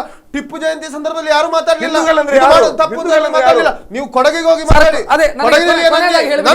ಕೊಡಗಿನಲ್ಲಿ ಏನು ಅನ್ಯಾಯ ಆಗಿದೆ ಅಂತ ಹೇಳಿ ಅಲ್ಲಿ ಹೋಗಿ ಹಿಂದೂಗಳ ಹತ್ರ ಮಾತಾಡಿ ಹೇಳ್ತಾರೆ ಅವ್ರು ಏನಾಗಿದೆ ಅಂತ. ಅದಕ್ಕೋಸ್ಕರ ಯಾರು ಮಾತಾಡೋದಿಲ್ಲ. ನಮ್ಮ ಬಿಟ್ಟು ಹರೀಶ್ ಪೂಜಾರಿ ಬಗ್ಗೆ ಹರೀಶ್ ಪೂಜಾರಿ ಅವರ ಬಗ್ಗೆ ಮಾತಾಡಬಾರದು ಅಂತ. ಹರೀಶ್ ಪೂಜಾರಿಯ ಬಗ್ಗೆ ಹರೀಶ್ ಪೂಜಾರಿಯ ಮನೆಯವರ ಬಗ್ಗೆ ಹರೀಶ್ ಪೂಜಾರಿ ಸಹಾನುಭೂತಿ ಇದೆ. ನಾನು ಅದನ್ನು ಹಿಂದೂ ಸಂಘಟನೆಗಳ ಮೇಲೆ ಕಟ್ಟಬೇಡಿ ಅಂತ ಹೇಳ್ತಾ. ನಾಳೆ ದಿನ ಪ್ರೂವ್ ಆಯ್ತು ಅಂತ ಅನ್ಕೊಳ್ಳಿ, ಮುರಳೀಕೃಷ್ಣ ಅವರು ಹೇಗೆ ಮುಖ ತೋರಿಸ್ತಾರೆ ಅಂತ. ನಾವು ಮುಖದ ಪ್ರೂವ್ ಆಗದಾಗಿ ನಾವು ಅವನು ಏನು ಮಾಡ್ಲಿಲ್ಲ ಅನ್ನುವಂತ ಸಾಕ್ಷಿ ನಮ್ಮ ಹತ್ರ ಇದೆ. ಅದನ್ನ ವಿಶ್ವಾಸ ಇದೆ. ವಿಶ್ವಾಸ ಇದೆ. ನೀವು ಹೇಳಿರೋ ಮಾತನ್ನು ಒಪ್ಪೋಣ. ಸರಿ, ನೀವು ಅವತ್ತು ಕೊಲೆ ಆದ ದಿವಸ ಹರೀಶ್ ಮನೆಗೆ ಹೋಗಿದ್ದೀರಿ, ಮರು ದಿವಸ ರಮಣ ಹತ್ರ ಅಲ್ಲಿ ಬಂದಾಗ ಅವ್ರ ಮೇಲೆ ಕೂಡ ರೇಗಾಡಿದ್ದೀರಿ, ಅವ್ರು ಶವ ನೋಡ್ಲಿಕ್ಕೆ ಬಂದಲ್ಲಿ ಕೂಡ ರೇಗಾಡಿದ್ದೀರಿ. ಆ ನಂತರ ಕಾಂಗ್ರೆಸ್ನವರು ದಂಡು ಕಟ್ಟಿ ಹೋದ್ರು, ನೀವ್ ಯಾಕೆ ಹೋಗ್ಲಿಲ್ಲ? ನಿಮ್ಮ ಯಡಿಯೂರಪ್ಪ ಯಾಕೆ ಬರ್ಲಿಲ್ಲ? ಇವರು ಶೆಟ್ಟರ್ ಇವರು ಈಶ್ವರಪ್ಪ ಯಾಕೆ ಬೆಂಗಳೂರಲ್ಲಿ ಪ್ರೆಸ್ ಮೀಟ್ ಮಾಡ್ಲಿಲ್ಲ? ಹರೀಶ್ ಪೂಜಾರಿ ಮನೆ ದಿನನಿತ್ಯ ನಮ್ಮ ಸಂಘಟನೆ ಈಶ್ವರಪ್ಪ ಹೋಗ್ಲಿಲ್ಲ, ಬರ್ಲಿಲ್ಲ. ಡಿ.ವಿ. ಸದಾನಂದ ಗೌಡರು ಬಂದಿದ್ದಾರೆ, 50,000 ದುಡ್ಡಿನ ವಿಷಯ ಹೇಳ್ತಾ ಇರೋದಲ್ಲ, ಕೊಟ್ಟಿದ್ದಾರೆ ದುಡ್ಡು. ನಾನು ಹೇಳಿದ ವಾಪಸ್ ದುಡ್ಡು ಮತ್ತು ಜೀವಕ್ಕೆ ನಮ್ಮ ಬೆಲೆ ಕಟ್ಟಲಿಕ್ಕೆ ಸಾಧ್ಯನೇ ಇಲ್ಲ. ಮಾತಾಡಬಹುದು. ಕೊನೆಯದಾಗಿ ಈಗ ನೀವು ನಿಮ್ಮ ಸಂಘಟನೆ ಮುಖಾಂತರ ಏನು ಬೇಡಿಕೆ? ಹರೀಶ್ ಸಾವಿಗೆ ನ್ಯಾಯ ಸಿಗಬೇಕು ಅಂತನೋ ಅಥವಾ ಭುವಿತ್ಗೆ ನ್ಯಾಯ ಸಿಗಬೇಕು? ಜಸ್ಟಿಸ್ ಫಾರ್ ಭುವಿತ್ ಶೆಟ್ಟಿ ಅಂತ ನೀವು ಮಾಡಿಕೊಂಡು ತಿರುಗಾಡ್ತಾ ಇದ್ದೀರಿ. ಜಸ್ಟಿಸ್ ಫಾರ್ ಹರೀಶ್ ಪೂಜಾರಿ ಎರಡು ಮಾತಿಲ್ಲ. ಆದ್ರೆ ಅಮಾಯಕರನ್ನ ಇದಕ್ಕೆ ಫಿಕ್ಸ್, ಒಬ್ಬ ಅಮಾಯಕನನ್ನ ಮುಗ್ಧನನ್ನ ಹತ್ಯೆ ಮಾಡಿದ್ದಾರೆ, ಅದಕ್ಕೋಸ್ಕರ ಒಂದು ಹಿಂದೂ ಸಂಘಟನೆ ಇದರ ಮೇಲೆ ತಲೆಯನ್ನು ಕಟ್ಟಬೇಕು, ಹಿಂದೂ ಸಂಘಟನೆ ಮೇಲೆ ದಬ್ಬಾಳಿಕೆ ಮಾಡಬೇಕು ಅಂತ ಏನು ಸರ್ಕಾರ ಯೋಚನೆ ಮಾಡ್ತಾ ಇದೆ. ಅಧಿಕಾರಿ ವರ್ಗ ಇದರೊಟ್ಟಿಗೆ ಸಾಥ್ ಕೊಟ್ಟಿದ್ದಾರೆ. ಅದನ್ನ ಅಧಿಕಾರಿ ವರ್ಗದವರು ನಿಮಗೆ ಪ್ರೀತಿ ಪಾತ್ರರ ರೀತಿಯಲ್ಲಿ ಅವರು ಕೆಲಸ ಮಾಡಬೇಕು, ಒಳ್ಳೆ ಕೆಲಸ ಮಾಡಿದ್ರು. ನಮ್ಮ ಮೇಲೆ ಮಾಡಿರ್ತಕ್ಕಂಥ ಇವತ್ತು ಪ್ರೀತಿ ಪಾತ್ರ ನಮ್ಮ ಮೇಲೆ ಕೆಲಸ ಮಾಡ್ತಾರೆ ಅಂತಿದ್ರೆ ನಮ್ಮ ಮೇಲೆ ಇಷ್ಟು, ನಮ್ಮ ಸಂಘಟನೆ ಕಾರ್ಯಕರ್ತರ ಮೇಲೆ ಇಷ್ಟು ಕೇಸುಗಳು ದಾಖಲಾಗ್ತಾ ಇರಲಿಲ್ಲ. ಅದು ನಮಗೆ ಗೊತ್ತಿದೆ. ಅದು ಮಾಡಬೇಕು ಅಂತ ನಾವು ಹೇಳಿದ ಕಾನೂನಿಗೆ ನಾವು ಯಾವಾಗಲೂ ಬೆಲೆಯನ್ನು ಕೊಡ್ತೇವೆ. ಅದು ಎರಡು ಮಾತಿಲ್ಲ. ಈ ಒಂದು ದ್ವೇಷದ ಪರಿಸ್ಥಿತಿ ಜಿಲ್ಲೆ ಸರಿ ಆಗಬೇಕು ಅಂತಾದ್ರೆ ಏನಾಗಬೇಕು ಅಂತ ಹೇಳಿ ಜಿಲ್ಲೆ ಯುವ ಜನರಿಗೆ ಸಮೀವುಲ್ಲಾ ಮತ್ತು ಹರೀಶ್ ಮಾದರಿ. ಇವತ್ತು ಸಮೀವುಲ್ಲಾ ಮತ್ತು ಹರೀಶಿನ ಪ್ರಕರಣವನ್ನು ನೋಡಿಕೊಂಡು ಇವತ್ತು ಈ ಜಿಲ್ಲೆಯ ಯುವಜನ ಪಾಠ ಕಲಿಬೇಕು. ಮತೀಯವಾದಿ ರಾಜಕಾರಣ ಮಾಡುವಂತಹ ಸಂಘಟನೆಗಳು, ರಾಜಕೀಯ ಪಕ್ಷಗಳನ್ನ ಬಿಟ್ಟು ತಮ್ಮ ಸ್ವಂತ ಬದುಕು, ಕುಟುಂಬ ಮತ್ತು ಜಿಲ್ಲೆಯ ಒಟ್ಟು ಜನರ ಹಿತಾಸಕ್ತಿಯ ಮೇಲೆ ಯುವಜನರು ಇವತ್ತು ಮಾತಾಡೋದನ್ನ, ಆ ದಾರಿಯಲ್ಲಿ ಹೋಗೋದನ್ನ ಕಲಿಬೇಕು. ಯಾಕಂದ್ರೆ ಹರೀಶ್ ಪೂಜಾರಿಯ ತಾಯಿ ಇರ್ಬೋದು, ಇನ್ನೊಬ್ಬರ ತಾಯಿ ಇರ್ಬೋದು, ಅವರು ಮಕ್ಕಳನ್ನು ದೊಡ್ಡದಾಗಿ ಸುರಿದು ಬೀಡಿ ಕಟ್ಟಿ ಇವತ್ತು ಬೀಡಿ ಉದ್ಯಮ ಮುಚ್ಚಿ ಹೋಗ್ತಾ ಇದೆ. ಇವತ್ತು ಅವರಿಗೆ ಪರ್ಯಾಯವಾದಂತಹ ಉದ್ಯೋಗಗಳು ಇಲ್ಲಿ ಸೃಷ್ಟಿ ಆಗ್ತಾ ಇಲ್ಲ. ಬೇರೆ ಬೇರೆ ಕೈಗಾರಿಕೆಗಳು ಈ ಜಿಲ್ಲೆಯನ್ನು ಹಿಂಡಿ ಇಪ್ಪೆ ಮಾಡ್ತಾ ಇದೆ, ಏನೇನೋ ಯೋಜನೆಗಳು ಬರ್ತಾ ಇದೆ, ಅದರ ಬಗ್ಗೆ ಮಾತಾಡುವವರಿಲ್ಲ. ಅಂತ ವಿಷಯಗಳ ಬಗ್ಗೆ ಇವತ್ತಾದ್ರೂ ಪಾಠ ಕಲ್ತ್ಕೊಂಡು, ಯಾವತ್ತೋ ಒಂದ್ ದಿವಸ ಎತ್ತಿನ ಒಲೆ ಒಟ್ಟಿಗೆ ನಿಂತು ಫೋಟೋ ಹೊಡೆದ ತಕ್ಷಣ ಅಲ್ಲಿ ಸೌಹಾರ್ದತೆ ಬರೋಲ್ಲ. ಇವತ್ತು ಇದರಿಂದ ಪಾಠ ಮಾಡ್ಕೊಂಡು ಈ ಮತೀಯ ರಾಜಕಾರಣದ ಹೊರಗೆ ಬರಬೇಕು. ಧರ್ಮ ಅನ್ನುವಂತ ನಂಬಿಕೆ ರಾಜಕೀಯ ವ್ಯವಸ್ಥೆಯಲ್ಲಿ ರಾಜಕಾರಣದಲ್ಲಿ ಈಗಿನ ರಾಜಕೀಯ ವ್ಯವಸ್ಥೆಯ ಬಗ್ಗೆ ಹಿಂದೂ ಸಂಘಟನೆಗಳು ಮಾಡುವಂತ ಒಂದು ಗಂಭೀರ ಆರೋಪ, ನಮ್ಮ ಸಂಘಟನೆಯ ಹುಡುಗರನ್ನ, ಹಿಂದೂಗಳನ್ನ ಟಾರ್ಗೆಟ್ ಮಾಡ್ತಾರೆ. ಕಾಂಗ್ರೆಸ್ನ ನಾಯಕರು ಪೊಲೀಸ್ ಪಾಪ್ಯುಲರ್ ಫ್ರಂಟ್ ಅವರು ಮಾಡ್ತಾ ಇದ್ದಾರೆ. ಇದು ಎರಡನ್ನೂ ಕೂಡ ಇವತ್ತು ಖಂಡಿತವಾಗಿಯೂ ಇವತ್ತು ಪ್ರಕರಣಗಳಾದಾಗ ಎಷ್ಟೋ ಜನ ಇನ್ನೋಸೆಂಟ್ ಹುಡುಗರು, ಹಿಂದೂ ಹುಡುಗರು, ಮುಸ್ಲಿಂ ಹುಡುಗರು ಜೈಲಿಗೆ ಹೋಗ್ತಾರೆ. ನೆಲ್ಲಿಯಾಡಿ ಗಲಾಟೆಯಲ್ಲಿ ಕಮಾಲ್ ಅನ್ನುವಂತ ನನ್ನ ಪಾಪದ ಬಗ್ಗೆ ಇವತ್ತು ಜೈಲಲ್ಲಿದ್ದಾನೆ. ಇಂಥದ್ದು ಹಿಂದೂ ಹುಡುಗರಿಗೆ ಆಗಿದೆ, ಮುಸ್ಲಿಂ ಹುಡುಗರಿಗೂ ಆಗಿದೆ. ಇವುಗಳ ಕಾರಣ ಯಾವ ರೀತಿ ಫಿಕ್ಸ್ ಮಾಡ್ಲಿಕ್ಕೆ ಪೊಲೀಸರು ಸಿಕ್ಕಿದವರನ್ನ ತೆಗೆದುಹೋಗಿ ಜೈಲಿಗೆ ಹಾಕ್ತಾರೆ. ಕಾರಣ ಯಾರು? ಈ ರೀತಿಯ ರಾಜಕಾರಣವನ್ನ, ಬೀದಿ ಜಗಳವನ್ನ, ಕೋಮು ಕದನವನ್ನ ಮಾಡಿರೋದ್ರಿಂದ ಇವತ್ತು ಬದಲಾವಣೆ ಇರ್ಬೋದು. ಎಲ್ಲರೂ ನಾನು ಸೇರಿ ಆತ್ಮಾವಲೋಕನ ಮಾಡ್ಕೊಳ್ಬೇಕು. ಇಂತ ಒಂದು ಆತ್ಮಾಹುತಿ ರಾಜಕಾರಣ ನೀವು ಹೇಳ್ತಾ ಇರ್ತಕ್ಕಂಥದ್ದು ಸರ್ಕಾರ ಮಾಡಿರ್ತಕ್ಕಂಥದ್ದು ಸರಿ. ಸರ್ಕಾರದ ಪರಿಣಾಮ ಇಲ್ಲ, ಸರ್ಕಾರದ ಪರಿಣಾಮ ನೀವು ಆತ್ಮಾವಲೋಕನ ಮಾಡ್ಕೊಳ್ಳಿ. ನಾವು ಆತ್ಮಾವಲೋಕನ ಮೊದಲು ನಮ್ಮಿಂದ ಶುರುವಾಗ್ಲಿ, ನನ್ನಿಂದ ಶುರುವಾಗ್ಲಿ, ನಮ್ಮಿಂದ ಶುರುವಾಗ್ಲಿ. ನಾವೇ ಹೇಳ್ತಾ ನಾವು ಫಸ್ಟಿಗೆ ಬದುಕೋದನ್ನ ಕಲಿಯೋಣ. ಹರೀಶಿನ ತಾಯಿ ಬೇರೆ ಅಲ್ಲ, ನಮ್ಮ ತಾಯಿ ಬೇರೆ ಅಲ್ಲ, ಮುರಳಿ ತಾಯಿ ಬೇರೆ ಅಲ್ಲ. ಇವತ್ತು ಭುವಿತ್ನ ತಾಯಿ ಕೂಡ ಕಣ್ಣೀರಾಗ್ತಾ ಇದ್ದಾರೆ, ನಿಮ್ಗೆ ಗೊತ್ತಿರ್ಬೇಕು. ಭುವಿತ್ನ ತಾಯಿ ಕೂಡ ಹರೀಶಿನ ತಾಯಿ ಮಾತ್ರ ಅಲ್ಲ, ಭುವಿತ್ನ ತಾಯಿ ಕೂಡ ಕಣ್ಣೀರಾಗ್ತಾ ಇದ್ದಾರೆ. ಅವನನ್ನ ಆ ಮಟ್ಟಕ್ಕೆ ತಂದವರು ಯಾರು? ಸರ್, ಕಂಡವರ ಮಕ್ಕಳನ್ನ ಬಾವಿಗೆ ದುಡಿ ನಾವು ಖಂಡಿತವಾಗಿ ನೀವು ಅದ ಭಾವನೆಯನ್ನು, ಸಂದೇಶವನ್ನು ಜನರಿಗೆ ಕೊಡುವಂಥದ್ದು ಬೇಡ. ನಮಗೋಸ್ಕರ ಹಿಂದೂ ಸಮಾಜಕ್ಕೋಸ್ಕರ ನಾವು ಯಾವತ್ತು ಯಾವ ಕೆಲಸ, ಯಾವ ಸಮಾಜದ ರಕ್ಷಣೆಗೋಸ್ಕರ ಯಾವ ಕೆಲಸವನ್ನು ನಾವು ಮಾಡ್ತೇವೆ. ಆದರೆ ಇಂಥ ಕೆಲಸವನ್ನು ಮಾಡಿದ್ದೇವೆ, ಆ ಮುಖಾಂತರ ನೀವು ಸಂಘಟನೆಯನ್ನು ದಮನ ಮಾಡಬೇಕು. ಈ ಸಮಾಜ ಏನು ಅದನ್ನು ನೀವು ಅದಕ್ಕೆ ರಕ್ಷಣೆ ಮಾಡಲಿಕ್ಕೆ ನೀವು ದಯವಿಟ್ಟು ಸಪೋರ್ಟ್ ಮಾಡಬಾರ್ದು. ನೀವು ಯೋಚನೆ ಮಾಡಬೇಕಿತ್ತು, ಏನು ಇದರ ಹಿಂದಿನ ಪ್ರಕರಣ, ಇದರ ಹಿನ್ನೆಲೆಗಳೇನು. ಸರ್, ನನಗೆ ಇವತ್ತಿಗೂ ನೆನಪಿದೆ ಸರ್, ಅತ್ತಾವರದಲ್ಲಿ ನೈತಿಕ ಪೊಲೀಸ್ಗಿರಿ ಘಟನೆ ಆದಾಗ ಅವರ ಬೆನ್ನಿಗೆ ನಿಂತದ್ದು ಬಜರಂಗ ದಳ, ಆರೋಪಿಗಳ ಬೆನ್ನಿಗೆ ನಿಂತದ್ದು ಬಜರಂಗ ದಳ, ಬಳ್ಳಾರಿಯಿಂದ ಬಿಡಿಸಿಕೊಂಡು ಬಂದವರು ನೀವು.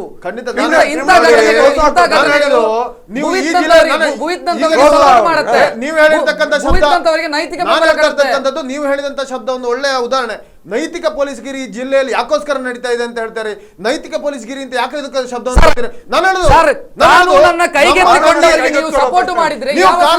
ನಮ್ಮ ಸಹೋದರಿ ಒಬ್ಳಿಗೆ ಅನ್ಯಾಯ ಆಗ್ತಾ ಇದೆ ಅಂತ ಹೇಳೋದನ್ನ ಅದನ್ನ ರಕ್ಷಣೆ ಮಾಡಬೇಕಾದದ್ದು ನಮ್ಮ ಕರ್ತವ್ಯ.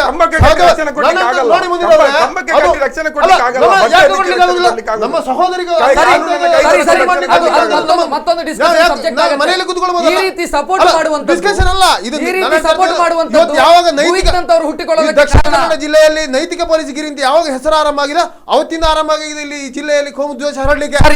ಇವತ್ತು ನೀವು ಅಮಾಯಕರು ಅಂತ ಹೇಳಿಕೊಂಡು ಅವರ ಸಪೋರ್ಟ್ಗೆ ನಿಲ್ತಾ ಇದ್ದೀರಿ. ನಾಳೆ ದಿನ ನಮ್ಮ ಸಪೋರ್ಟಿಗೆ ಬರ್ತಾರೆ ಅಂತ ನಿಮ್ಮ ಸಂಘಟನೆ ಈ ಹುಡುಗರು ನೈತಿಕ- ಇನ್ನಷ್ಟು ಕೆಲಸಗಳನ್ನ ಮಾಡಿದ್ರೆ ಏನು ಮಾಡ್ತೀರಿ? ನೈತಿಕ ಪೊಲೀಸ್ಗಿರಿ ಅಂತ ಹೇಳಬೇಡಿ. ನಾನು ಹೇಳ್ತಾ ಇರ್ತಕ್ಕಂಥ ಒಬ್ಬ ಸಹಜವಾಗಿ ಈ ನಾಗರಿಕನ ಪೌರನ ಕಾನೂನನ್ನ ಸಹಜ ಕೈಗೆತ್ತಿಕೊಳ್ಳೋದು ಕರ್ತವ್ಯವನ್ನು ಮಾಡ್ತಾ ತಪ್ಪು ಇದ್ದಾರೆ. ಅಷ್ಟೇ. ಅಲ್ಲ, ಎಸ್ ಎಸ್ ಮುರಳೀಕೃಷ್ಣ ಅವರೇ ಧನ್ಯವಾದಗಳು ಸರ್. ತಮಗೂ ಕೂಡ ಧನ್ಯವಾದಗಳು ಡಿಸ್ಕಷನ್ ಅಲ್ಲಿ ಭಾಗವಹಿಸಕ್ಕೆ.